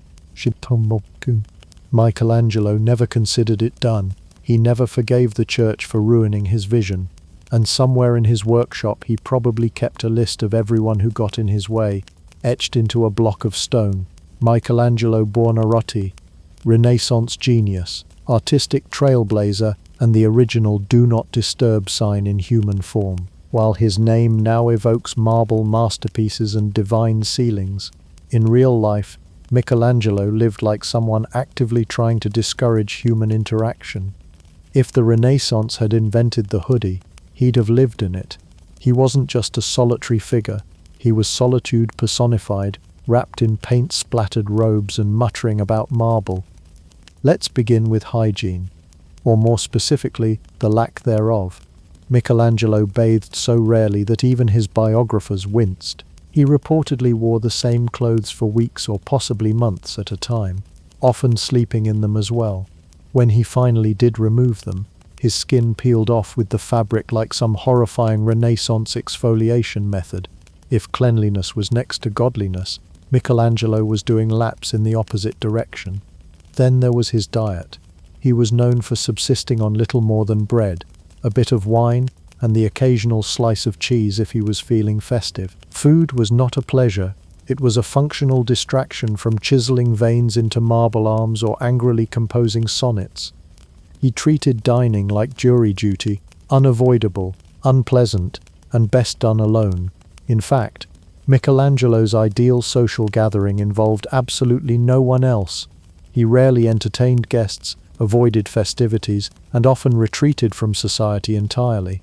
According to accounts, he would vanish into his studio for days on end, emerging looking more like a medieval scarecrow than a revered master of the arts. And no, he wasn't doing it for the aesthetic, he just didn't like people. Despite his nearly aggressive solitude, Michelangelo wasn't entirely immune to human connection. He just preferred it at a dramatic, poetic, and deeply complicated distance. Enter Tommaso dei Cavalieri, a young Roman nobleman, and the closest thing Michelangelo ever had to a muse with a pulse. Their relationship was intensely affectionate, wildly expressive, and mostly conducted through poetry that oscillated between divine adoration and existential despair. In other words, peak Renaissance. Michelangelo wrote dozens of passionate sonnets to Tommaso, filled with longing, admiration, and enough emotional turbulence to power several operas. Were they lovers? Historians debate it endlessly. What's clear is that Michelangelo experienced powerful feelings for Tommaso, for art, and for the crushing weight of being misunderstood in a world that kept insisting he attend social events. He also forged a significant bond with Vittoria Colonna, a poet and noblewoman, whose piety and intellect he admired greatly. Their letters are thoughtful, intense, and spiritually charged. Less candlelit dinner, more monastery-themed book club. Again, the theme persists. Intense affection, minimal physical proximity, maximum existential dread. His friendships, when they existed, were often strained. He had frequent fallings out with patrons, peers, and even students. He respected very few people and was suspicious of flattery. Praise made him uncomfortable, collaboration made him twitch, and criticism, that just fueled another 100 lines of tortured verse. Speaking of which, yes, Michelangelo wrote poetry. A lot of it, over 300 poems, survive, most of them soaked in spiritual anguish, artistic torment, and thinly veiled complaints about the physical agony of being alive. His verses are packed with themes of divine inspiration, fleshly weakness, and the crushing loneliness of genius. Reading them is like scrolling through the 16th century version of a very intense Twitter feed. Yet, for all his prickliness, there's a strange, beautiful vulnerability beneath Michelangelo's gruff exterior. He was a man torn between heaven and earth, driven by a sense of divine purpose, and utterly exasperated by mortal company. His art suggests a love of the human form, but his life was one long escape from actual humans, and maybe that's the paradox. Michelangelo shaped bodies with unmatched precision, yet refused to share much of his life with living ones. He poured his soul into stone, paint, and poetry, but avoided pouring wine with friends. The people he sculpted were intimate, expressive, almost alive. The people around him, best admired from a safe, preferably soundproof distance. Michelangelo wasn't antisocial, he was just violently allergic to small talk. His love life was mostly poems, sighs, and avoiding dinner parties. In the end, Michelangelo wasn't trying to be liked, he was trying to endure, to survive his own intensity long enough to carve it into something eternal. Relationships may not have been his medium, but solitude, that he mastered. If Michelangelo had a resume, it would read something like sculptor, painter, architect, reluctant ceiling guy, and surprise, military engineer. Because when your city is under siege in the 16th century, who better to call than a moody artist with a hammer and a vendetta? Let's rewind to the early 1520s. Florence was in the thick of Renaissance soap opera politics. equal parts genius, betrayal, and angry letter writing. The powerful Medici family, who had ruled Florence off and on for generations and, let's be honest, had the monopoly on marble commissions, were once again exiled by Republican forces. Florence declared itself a republic again, and the Medici were ousted with dramatic flair and probably a few smug frescoes. And Michelangelo, well, he picked a side, and it wasn't Team Medici. Despite having previously worked for the Medici on various projects, including that whole build us a beautiful tomb for Pope Julius II that will constantly delay and underfund situation, Michelangelo sided with the Republic. Whether it was political idealism or the chance to design things no one would argue with, he signed up to defend his beloved Florence with style. In 1529, the Holy Roman Emperor Charles V, on behalf of Pope Clement VII, a Medici naturally, laid siege to Florence to put the family back in power, and Florence, in desperate need of defense, turned to Michelangelo to help design and oversee the city's fortifications. Yes, the Michelangelo, the guy who sculpted David, was now expected to fortify walls, plan escape tunnels, and basically war-proof a city. He was appointed chief of fortifications, and the man did not phone it in. Michelangelo traveled throughout Tuscany, studying cities like Ferrara for inspiration. He proposed innovative star-shaped bastions designed to absorb cannon fire, defensive ramparts, and revised walls around key points like San Miniato and the Porta al Prato. It was less artistic expression and more "please don't let us all die," but he approached it with the same relentless intensity. His letters from this time are full of architectural calculations, concern for Florence's defense, and frustration with his fellow engineers, whom he considered useless, by the way.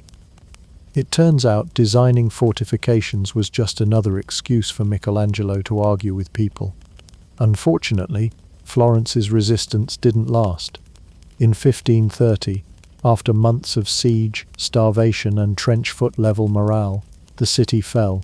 The Medici were restored to power, which meant Michelangelo, publicly and visibly aligned with the losing side, was suddenly a walking marble target. Fearing for his life, Michelangelo vanished. Where did he go?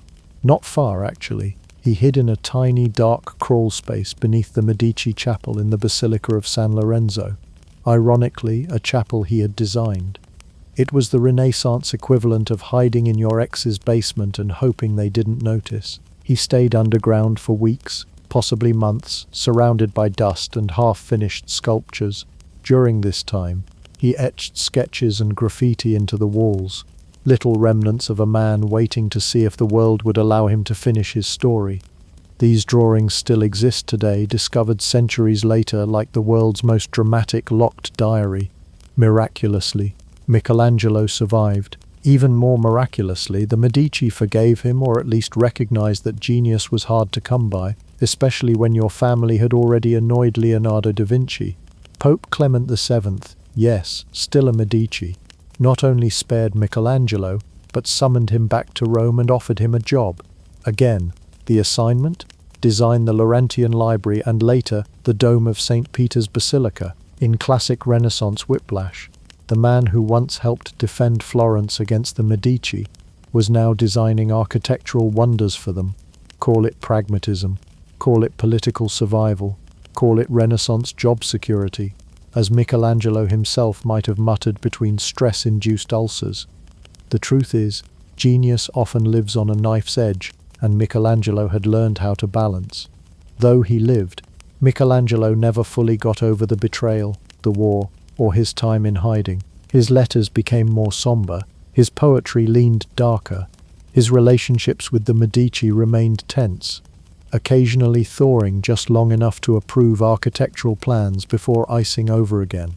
Still, the city he loved, Florence, would always be etched into his bones, not just because he was born there, not just because of his David, but because he had once tried to save it, brick by brick, drawing by drawing, even as the cannons came, and because for Michelangelo every battle, political, artistic or personal, was just another kind of sculpture waiting to be carved. By the time most people hit their 80s, they're thinking about soft chairs, warm soup and gently fading into a dignified retirement. not Michelangelo. At 88, he was still wrestling stone like it owed him money, muttering about divine inspiration and probably still cursing ceilings. His final years weren't a graceful descent into old age. They were more of a gravelly slide down the side of Mount Tormented Genius. And yet, even in decline, he never stopped working, never stopped feeling miserable, and never stopped being iconic. Michelangelo's later years were defined by a deepening grumpiness and an increasingly chaotic relationship with his own art. He sculpted less for popes and more for God, or maybe just for himself, since popes kept dying on him and God wasn't returning calls. One of his most notable final projects was the Rondinini Pietà, a haunting sculpture of the Virgin Mary and the dead Christ. Unlike his earlier polished works, this one was raw, emaciated, ghost-like. It looked like it was dissolving before your eyes, and perhaps that was the point. Michelangelo, nearing death, carving not triumph, but resignation into stone. He worked on it until literally days before he died, and even then, he reportedly took a chisel to parts of it in frustration. You see, Michelangelo had developed a habit in old age. He liked to destroy his own sculptures, not in a theatrical smash-it-with-a-hammer kind of way, though honestly wouldn't put it past him, but in a quieter, sadder kind of sabotage. If something didn't meet his standards, or more accurately, if it didn't reflect his inner torment, it was doomed. He believed perfection was divine, and since he wasn't God, though he often competed, everything he did was flawed by default. So why let the world see it? Better to leave behind mystery and marble dust than an okay sculpture. Despite the eternal frown, Michelangelo's fame never faded. He had long since outlived his rivals and critics, outlived them, and probably sketched their tombs in his spare time. By his final years, he was a living relic of the High Renaissance, a one-man artistic Mount Rushmore who also happened to yell at people and skip baths. His correspondence with popes and princes remained sharp, occasionally sarcastic, and still deeply obsessed with artistic purity.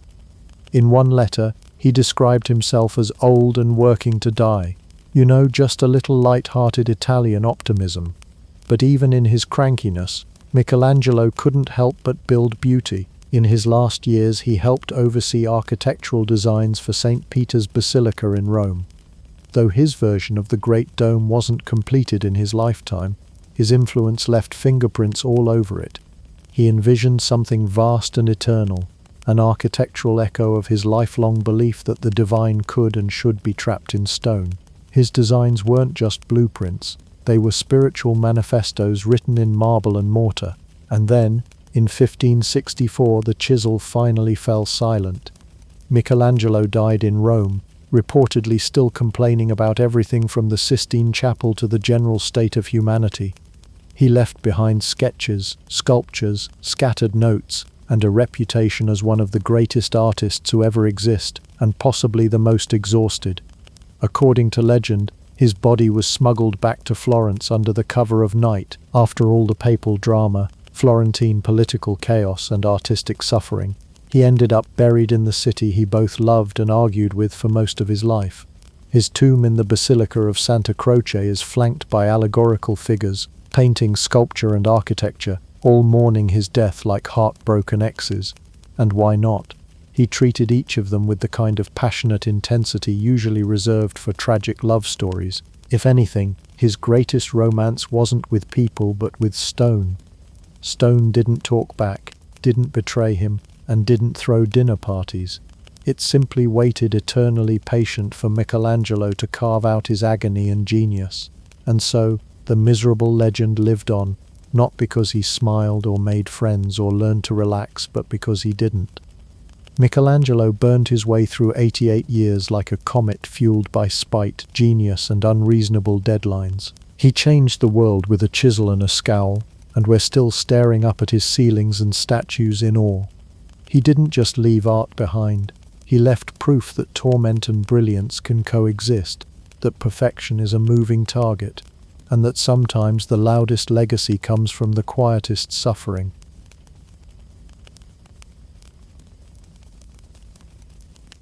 Before we get into the highbrow history of bifocals, designer frames and accidentally sitting on your glasses for the third time today.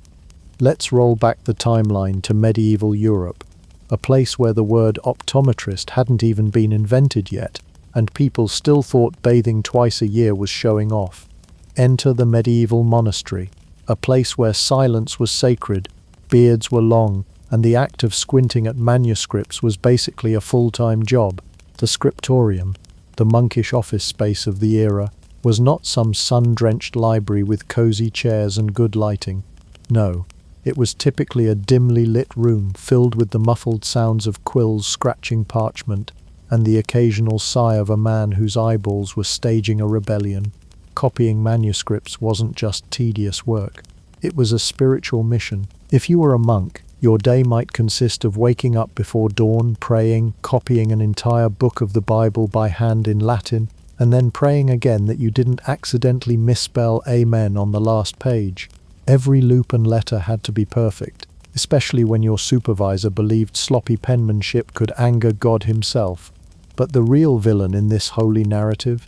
Vision loss. More specifically, presbyopia. That lovely part of aging where your eyes decide that focusing on anything closer than arm's length is just asking too much. Imagine trying to fit an entire psalter onto a piece of calf skin while your vision turns to soup around the edges. That's what monks were dealing with, and these weren't young monks either. Many of the scribes assigned to this grueling work were older, more experienced members of the order whose reward for their decades of devotion was slowly going blind under flickering candlelight. There's no OSHA for medieval monks, but if there had been, eye strain in the workplace would have required its own chapter. So what did these poor, half-blind scribes do about it?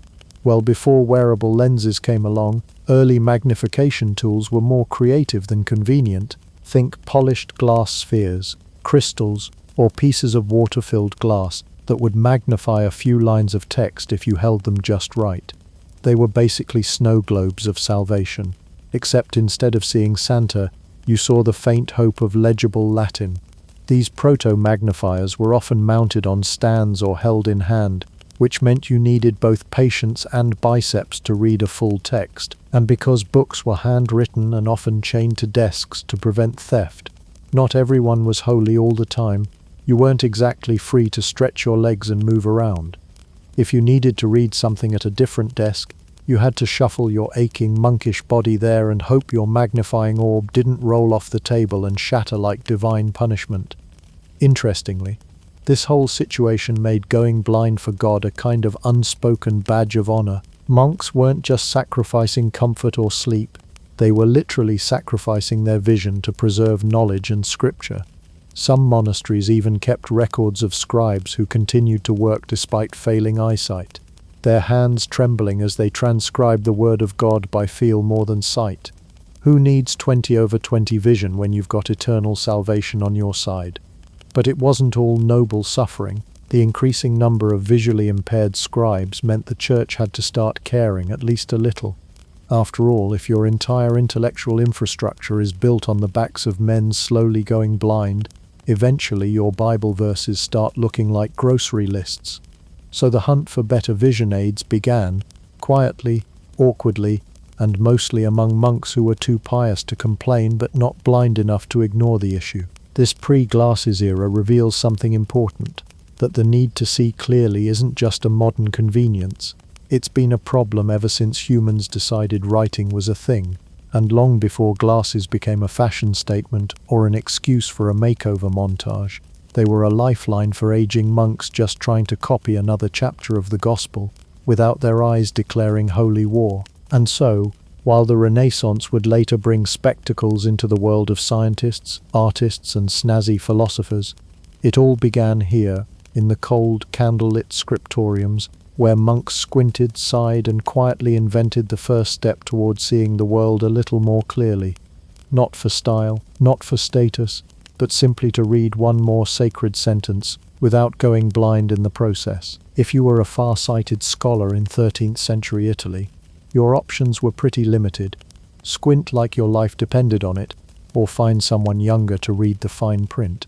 That is, until some blessed soul, most likely with a serious eye for innovation and a serious case of eye strain, came up with the idea of wearable lenses.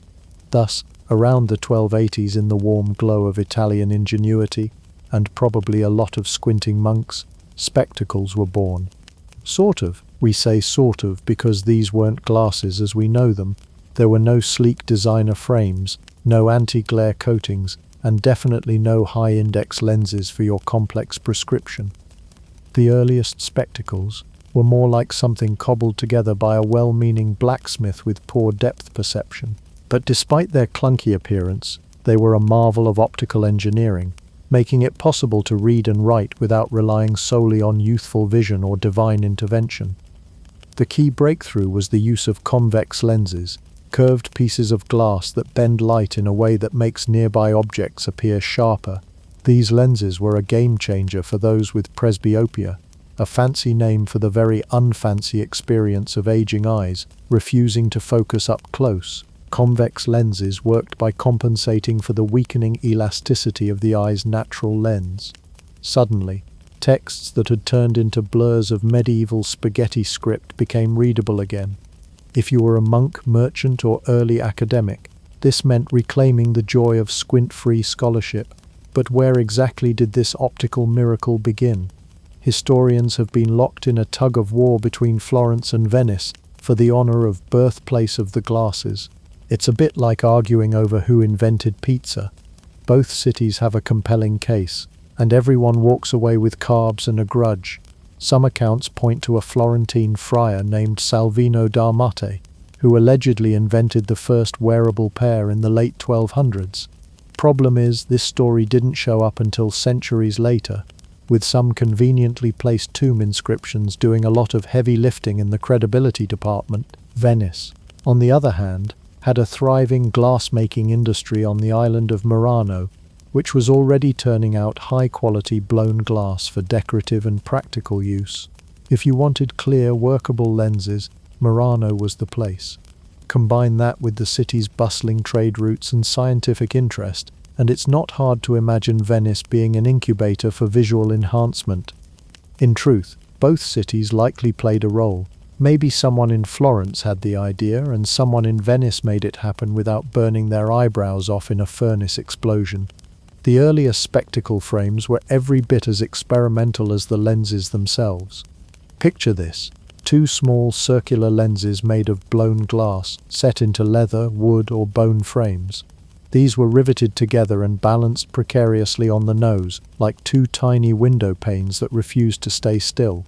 There were no temples or arms to hold them in place. If you tilted your head too far forward, they'd fall off. If you sneezed, they'd probably become projectiles. One wrong move and you weren't reading the Psalms anymore, you were looking for your lenses under a bench. Comfort was not on the menu, and style definitely took a back seat. These early specs made you look like a confused owl who just realized he missed the Renaissance. But fashion aside, they were revolutionary.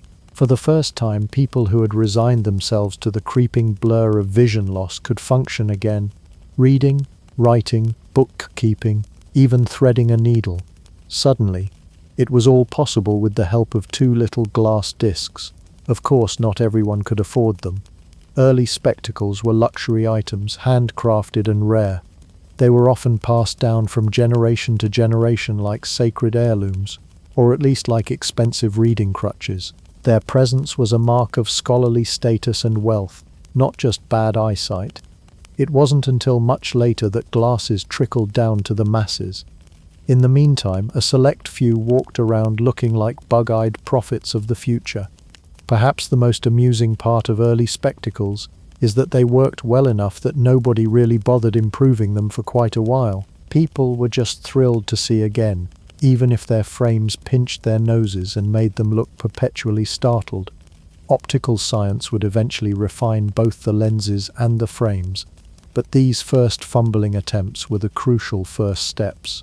So the next time your modern-day glasses fog up from your overpriced oat milk latte, remember, things could be worse. You could be a 13th century Florentine trying to read Aristotle through two uneven glass bubbles tied together with a bit of twine. Vision correction may have started with humble beginnings, but it would soon march forward, sometimes with wobbly frames, always with a clearer view. If you wore glasses in the medieval period, you were likely one of three things: a monk, a philosopher, or someone smug enough to correct your Latin grammar mid-sentence. Spectacles weren't yet a fashionable flourish. They were still awkward contraptions strapped to your face. But what they lacked in style, they made up for in symbolism. Glasses quickly became the calling card of the educated, the pious, and the bookish. In short, if you had glasses, you weren't just seeing better, you were telling the world you were smarter than them. After their somewhat clunky debut in 13th century Italy, spectacles were snatched up by the intellectual elite, like the hottest new manuscript in town. As literacy slowly trickled through Europe like molasses in January, the ability to read and write became a powerful mark of status. And glasses?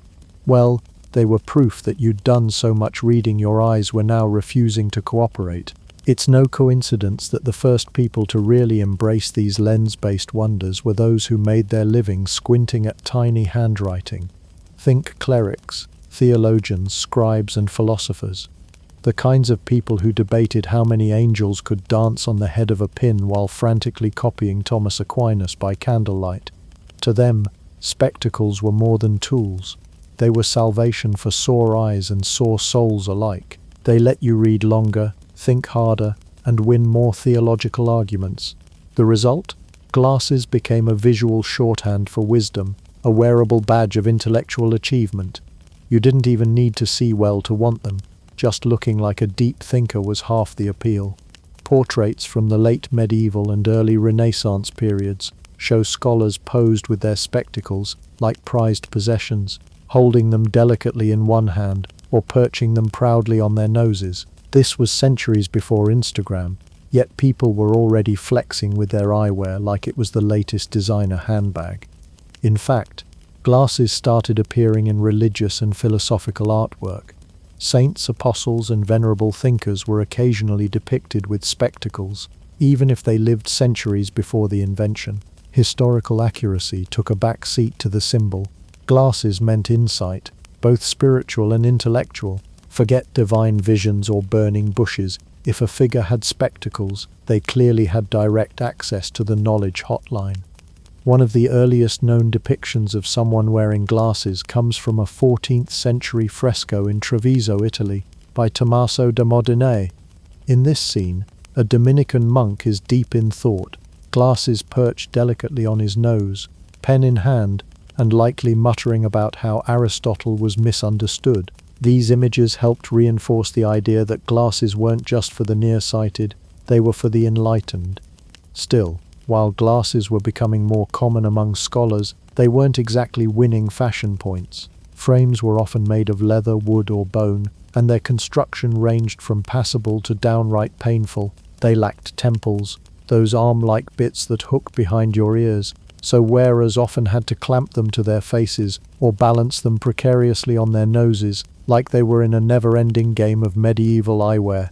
Jenga, pince-nez, the pinch-nose style, would arrive centuries later, but in the meantime you had to choose between riveted lenses that didn't fold, tied cords around your head like a scholarly headband, or holding them up manually like a pair of magnifying opera glasses. Nothing screamed academic chic like squinting and holding your lenses while quoting Plato. It's worth noting that glasses remained largely out of reach for the common folk. Most peasants couldn't read, let alone afford hand-blown lenses from Italy, so the association between glasses and learning remained strong. If you had glasses, it wasn't just a sign that you could see the words, it meant you had words worth reading in the first place. As universities began sprouting across Europe in the 14th and 15th centuries, spectacles became part of the unofficial uniform. They were as essential to a scholar as a quill or an ego. Professors wore them to lectures, scribes kept them close by, and philosophers probably wore two pairs at once just to look extra deep. In a way, glasses helped shape the image of the intellectual long before tweed jackets and elbow patches existed. They were the first academic accessory. Functional, yes, but also a quiet boast. Look at me.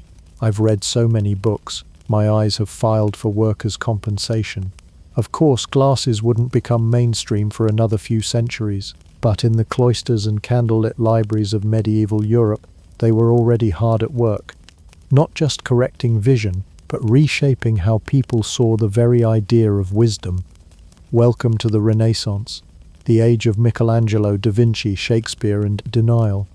Yes, while Europe was busy rediscovering science, math, and why naked statues needed to be so detailed, people were also rediscovering that their eyesight was, well, terrible. But instead of embracing this with dignity, Renaissance thinkers often responded with a polite and utterly fashionable refusal to acknowledge they needed help. Spectacles existed, but vanity and ego kept them tucked discreetly into sleeves, hidden in robes, or clutched like scandalous secrets. Let's start with the basics. By the 15th and 16th centuries, glasses had already made their awkward debut, mostly reserved for scholars and scribes. But with the spread of literacy, the invention of the printing press, and a booming class of thinkers, readers, and amateur philosophers, more people needed visual help to navigate the growing sea of written words. Enter the discreet eyeglass. The Renaissance, however, was not a time known for modesty. This was an era where you commissioned a massive fresco just to prove you could afford it, and your wig could probably support a family of birds. But when it came to admitting you couldn't see well, that was a no-go.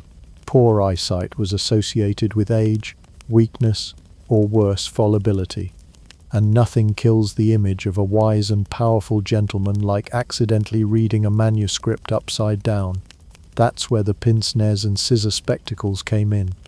These weren't glasses as we know them today, perched delicately behind your ears and refusing to stay put during yoga. No, these were spectacles without arms, pinched onto the nose, or held in front of the face like a monocle's two-eyed cousin. They were designed for short, urgent bursts of reading, a quick glance at a text or contract, before being tucked away faster than a love letter from your mistress when your wife walks in. Artists of the time even snuck spectacles into their paintings with the same subtlety they used to sneak political commentary into religious scenes. Renaissance portraits often featured noblemen and scholars holding glasses, not wearing them. Think of it as the 1500s equivalent of keeping a fitness tracker but never turning it on. In some cases, spectacles were featured prominently, almost comically, like in Tommaso da Modena's 1352 fresco of a Dominican friar, who looks like he's trying to read scripture and see into the future at the same time.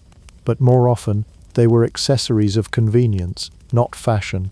No one wanted to look like their grandfather, especially if your grandfather still believed bathing was optional. Then there was the matter of the Renaissance ego. You couldn't possibly let people know you were aging, let alone aging poorly. To need glasses was to suggest that you were somehow less than the fully formed paragon of intellect and masculinity expected at the time. Some scholars would rather squint at a Gutenberg Bible until their pupils shriveled than admit they needed help. It wasn't uncommon for people to use magnifying lenses rather than proper spectacles, holding them dramatically in one hand like a jewel, as if to say, "I don't need these, they just make the letters look more interesting." Still, despite the vanity, glasses were spreading quietly through the intellectual elite. You had astronomers trying to chart the stars while holding a lens to their face, mathematicians calculating complex equations one squint at a time, and playwrights proofreading their fifth draft while pretending not to notice they'd spilled ink on their robes. These men and women, the very architects of the modern age, were building the future, one blurry paragraph at a time. It didn't help that spectacle design had not yet caught up to Renaissance flamboyance. The frames were still clunky, riveted, and often required a nose of just the right width to stay put. No sidearms meant no secure fit, and certainly no dramatic sword fighting with them on. They were accessories built for utility, not flair, which in a world of gold-threaded tunics and silk pantaloons made them the visual equivalent of wearing socks with sandals. But beneath the squinting and self-conscious lens holding, glasses were becoming more than just a tool. They were becoming a symbol, not of age, but of knowledge. Even when hidden in sleeves or displayed with hesitation, they signaled that the wearer was part of the learned class, a little blurry around the edges perhaps, but intellectually sharp. So the next time you push your glasses up your nose and feel slightly self-conscious, Just remember, at least you're not fumbling with a pince-nez in front of the Pope while trying to read a contract you definitely didn't understand because you were too proud to wear them properly. The Renaissance gave us art, music, science, and a whole lot of people pretending they could still see fine. By the time glasses had squiggled their way into Renaissance society like ink on a manuscript, one thing had become glaringly clear: the ability to see was directly proportional to your bank account. Vision correction wasn't just a medical necessity, it was a social flex, and if you were poor, well, good luck finding your pitchfork without squinting. Glasses during the 15th to 18th centuries were not mass-produced medical devices. They were bespoke creations. Think of them as the Gucci loafers of their day, except instead of walking, they helped you see the goats you couldn't afford. Spectacles were handcrafted by skilled artisans using materials like finely blown Murano glass, horn, whalebone, and metals, sometimes even silver or gold. And just like artisan cheese, the older they were, the more expensive they could become. Because antique lenses, despite being wildly inaccurate, had clout. The frames alone could take hours, sometimes days, to construct. Artisans would intricately carve and shape each piece by hand, customizing the fit to the buyer's face, which, frankly, was a luxury most commoners couldn't even dream of. It wasn't until centuries later that pre-made sizes would become a thing. Until then, glasses were not off the shelf. They were more off the private commission list of a wealthy Venetian noble. Vision correction had become yet another symbol of wealth. Owning a pair of spectacles said to the world, "I read, I write, and I can afford not to bump into walls." The irony? Some wealthy individuals didn't even have bad eyesight. They just wanted the look. Wearing spectacles was increasingly associated with education and sophistication, so even if your eyes worked perfectly, wearing a pair was like holding a gilded book you never read, pure aesthetic signaling. For nobles, merchants, and well-to-do scholars, investing in their eyes wasn't just about function, it was about flaunting their place on the social ladder. Spectacles were worn during public events, debates, church attendance, and even court proceedings, where being visibly literate and thoughtful, i.e. bespectacled, gave you an edge. Meanwhile, the peasant class, whose eyes were often strained from hours of manual labor in the sun or candlelight, simply had to make do with squinting and squinting hard. If you were poor in the 16th century and found yourself suddenly unable to read, sew, or recognize your own goat from 10 feet away, your options were limited. Eye exercises? No. Laser surgery? Try again. Glasses? Possibly, but only if you knew someone in town who knew someone in Florence who owed you a favor. For the average working-class laborer or farmer, blurry vision just became a way of life. A baker might mistake salt for sugar. A carpenter might cut a beam 6 inches too short. Visual approximation became a survival skill. You didn't need 20/20 vision to haul buckets or till soil, and since daily life was more physical than intellectual, spectacles remained confined to the few professions that involved reading, writing, or fine detail. Worse, even if someone did manage to acquire a second-hand pair, there was no guarantee it would actually help. Prescription lenses didn't exist yet. Glasses were essentially close enough devices. If it made the world slightly less fuzzy, it was a win. But that didn't stop street-side peddlers from claiming their wares would restore the eyes of youth. Spoiler, they didn't. As demands slowly began to spread beyond the elite, a new trade emerged: the traveling lens grinder. These entrepreneurial craftspeople would journey from town to town, peddling their wares, usually lower quality, cheaper versions of glasses, made with rougher glass and basic wireframes. These weren't haute couture spectacles, they were the knockoffs, the fast fashion of the optical world. Grinders didn't just sell lenses, they sometimes made them on site, setting up tiny mobile workshops with rudimentary grinding wheels. Their skills varied wildly. Some were talented, others probably shouldn't have been trusted near anyone's eyeballs. Still, they were many people's only chance at improving their sight without having to sell the family cow. This development hinted at the earliest inklings of a broader optical market, one where maybe, just maybe, corrective vision wouldn't always be a sign of wealth. But we weren't there yet. The social divide in eyewear persisted well into the 18th century. Glasses remained expensive, elusive, and poorly distributed. If you were blind as a bat but broke as a beggar, tough luck. You might find some help in charitable institutions or churches offering vision aids to monks or scribes. But the average laborer was left out, figuratively, in the cold and literally in the blurry. Even early literacy campaigns didn't account for vision. Children who couldn't see the blackboard or parchment were labeled lazy or dumb, not visually impaired. It wasn't until industrial production and advances in optics hit the scene that glasses started to trickle into the hands of the many, not the few. So the next time you wipe your smudged lenses with a shirt corner and grumble about your latest optometrist bill, just remember, at least you didn't have to save up a year's wages to look like a confused owl in gold-rimmed specs. By the 17th century, the age of Enlightenment had rolled in with powdered wigs, telescopes, and a growing obsession with understanding how things actually worked, including the very eyes through which they were observing it all. And with that came a big shift in the world of vision. Glasses were no longer just awkward owl frames for bookish monks or secret tools for vain Renaissance scholars. No, now they were on the noses of scientific superstars, and slowly, very slowly, starting to look respectable. Early spectacle makers had operated on the timeless philosophy of, this one kind of helps. Prescriptions weren't a thing yet.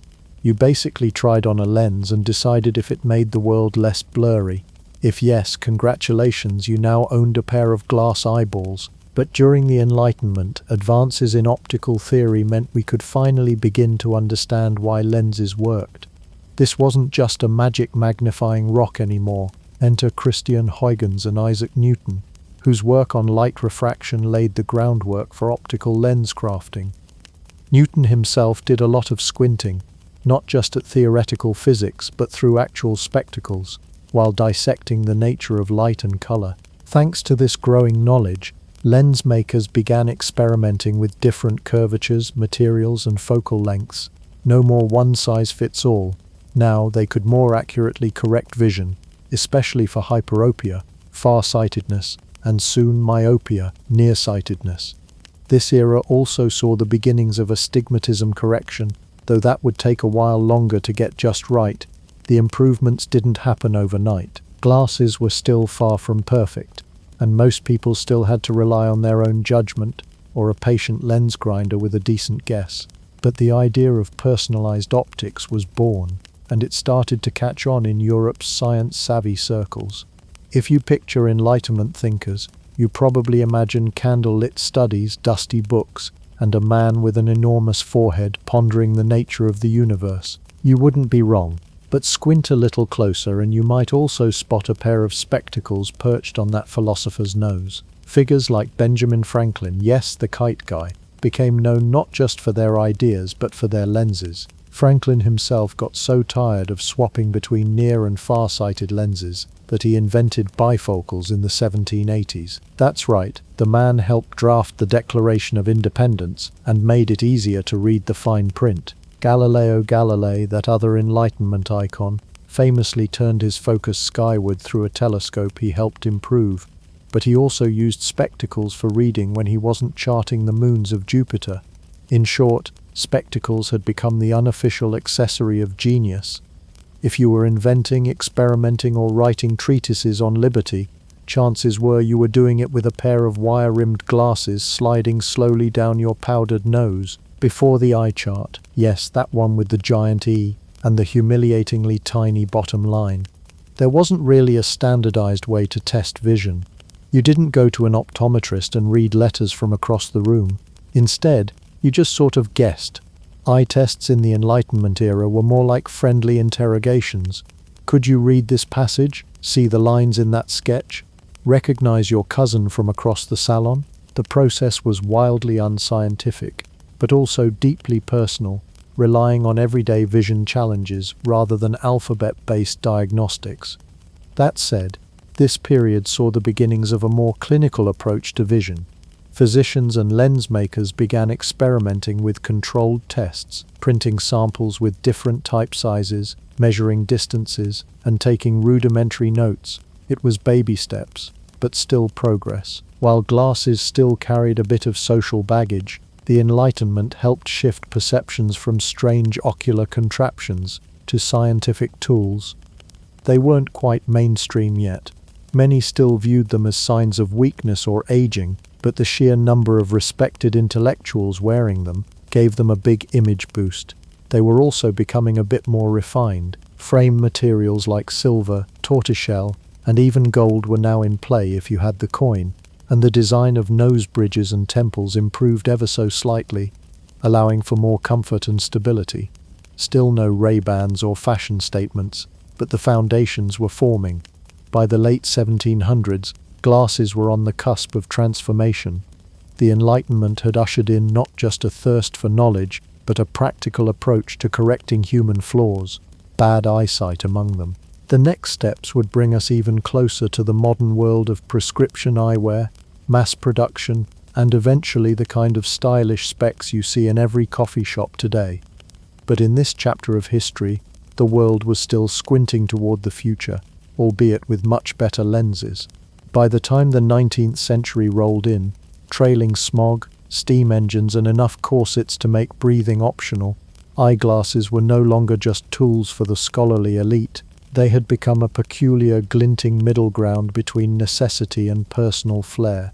If you were alive in the Victorian era and had trouble seeing, congratulations, for the first time in history, you might actually be able to do something about it, provided you didn't mind looking like you were halfway to becoming a clockmaker or a gentleman villain. The Industrial Revolution wasn't just about trains and soot-streaked factories. It quietly revolutionized how glasses were made and who could afford them. Previously, eyeglasses had to be handcrafted, and the price tag reflected that kind of artisanal agony. But now, thanks to mechanized manufacturing, spectacles could be produced en masse, bringing prices down from "I hope you're nobility" to "you might actually afford this if you've got steady work." Eyewear slowly filtered into the lives of the burgeoning middle class, not just doctors and lawyers, but teachers, clerks, and the occasional chimney sweep with squinting ambitions. But just because glasses became more available didn't mean they lost their snob appeal. Quite the opposite. Victorians had an absolutely Olympic-level ability to turn anything into a social status symbol, and eyewear was no exception. Enter the monocle, a single lens held in one eye socket by sheer willpower and the muscles of an aristocratic squint. The monocle screamed, "I'm rich, literate, and probably judging your cravat." It was worn almost exclusively by wealthy men who wanted to read fine print and be mistaken for minor European royalty. Then there was the lorgnette, essentially a pair of glasses mounted on a stick, which you could daintily hold in front of your face to read or inspect your surroundings without ever committing to the shame of actually wearing spectacles. It was the 19th century equivalent of saying, "Yes, I need these, but I'm too elegant to suffer regular eyewear." Lorgnettes were particularly popular among upper-class women at balls, operas, and anywhere else one might need to both see and feign disinterest in the plebs. Still, eyewear for women was its own minefield. While men were allowed to sport thick-rimmed frames that practically shouted, "I have opinions," women were expected to wear dainty, delicate, nearly invisible specs if they dared wear them at all. There was a lingering belief that a woman in glasses was either too intelligent, a dangerous idea, or worse, unfeminine. And heaven forbid a woman should want to read and be attractive at the same time. So many Victorian ladies simply strained their eyes in silence, or hid their spectacles in handbags, pulling them out only when absolutely necessary, like during a novel's scandalous twist or a particularly tricky embroidery stitch. Meanwhile, on the high street, spectacle shops were popping up like mushrooms after a rainy day in London. The rise of dedicated opticians meant that instead of buying your glasses from a travelling lens grinder or a general merchant, you could now get them from a professional who might actually know what they were doing. These shops weren't just utilitarian corners of commerce. They became stylized spaces, complete with velvet-lined cases, ornate signage, and mirrors that may or may not have been rigged to make you look more intelligent. With all this momentum, glasses were slowly starting to shrug off their stigma. Yes, people still made fun of those who wore them, especially kids, who were already saddled with uncomfortable boots, schoolroom boredom, and the ever-present threat of diphtheria, but in adult society specs were becoming normalized. Some were even stylish. Sort of. But let's not overstate the fashion game. Victorian eyewear was still often awkward, the frames pinched, the lenses fogged, the temples, those little arms that rest on your ears, hadn't fully evolved into comfort-conscious designs. And facial hair didn't help. A full, bushy moustache paired with wire-rimmed glasses was a one-way ticket to tangled chaos every time you leaned over a teacup. But Victorian gentlemen weren't about to let practicality interfere with their mutton chops. Still, it was a turning point. Glasses were no longer purely corrective devices worn out of necessity and shame. They had taken their first tentative steps into the world of personal expression. By the end of the 1800s, it was possible to be fashionable and far-sighted. Not easy, mind you, but possible. At the dawn of the 20th century, eyeglasses were still clinging to their role as reluctant medical devices, something you wore only because you absolutely had to, and preferably only when no one was looking. They were practical. Yes. Attractive? Absolutely not. But necessity has a way of sticking around. And as the century marched on through world wars, revolutions, and disco, glasses would go from the dusty domain of librarians and laboratory dwellers to high-fashion accessories perched on the faces of cultural icons. Let's start with the bad news. World War II was not kind to eyewear design. Military-issued glasses were utilitarian in the most brutal sense of the word. Nicknamed birth control glasses by GIS, with good reason. These government-issued specs came in thick, clunky, one-size-fits-nobody frames. Their goal was not style but survival, both in terms of durability and bulk manufacturing. They were the visual equivalent of government cheese, bland, effective, and universally unflattering. But despite their less-than-sexy aesthetic, these wartime glasses proved one thing. Eyewear had become essential to functionality, not just a luxury for the scholarly elite. Then came the post-war boom. The 1950s weren't just about Elvis and refrigerators with chrome. They were the golden years of the personal makeover. And glasses got their own Cinderella moment. Suddenly, frames were no longer just wire circles that sat miserably on your nose. They were cat-eyed, wing-tipped, rhinestone-encrusted declarations of self. Brands started to crop up, designs exploded, and the idea that one could choose a style of glasses, yes, a style, was revolutionary. Audrey Hepburn made oversized sunglasses iconic. Buddy Holly turned black horn-rimmed frames into rock and roll cool. Even Malcolm X made his brow-line glasses part of his striking intellectual image. Eyewear wasn't hiding anymore, it was posing. And it didn't stop there. By the time the 1960s and 70s rolled around, fashion had taken glasses on a psychedelic joyride. There were colored lenses, gigantic frames that looked like windshields, and lenses so lightly tinted that they made everyone look like they were about to critique your jazz album. But it wasn't just about looks. The optical industry was evolving too, thanks to advancements in materials. Lighter plastics replaced heavy metals. Prescription accuracy improved. Contact lenses, once terrifying little saucers of glass, became accessible and mostly less painful. But even with contacts now an option, plenty of people stuck with glasses, not because they had to, but because they wanted to. The 21st century kicked things into overdrive. Glasses became high fashion, with runway designers and celebrities using eyewear to sculpt entire personas. You had hipsters reviving grandpa chic with vintage frames the size of small countries. Athletes signed contracts to endorse sleek sports glasses. Tech CEOs leaned into the brainy billionaire aesthetic. And for those who didn't even need vision correction, non-prescription lenses let them join the club anyway. Want to look smarter, cooler, more artistic? There's a pair for that. But perhaps the most telling sign that glasses had arrived came in the form of reclamation, where once 4 eyes was the cruel taunt of playground bullies. Now it's a badge of distinction. Kids proudly choose bold frames. Adults post selfies with their specs front and center.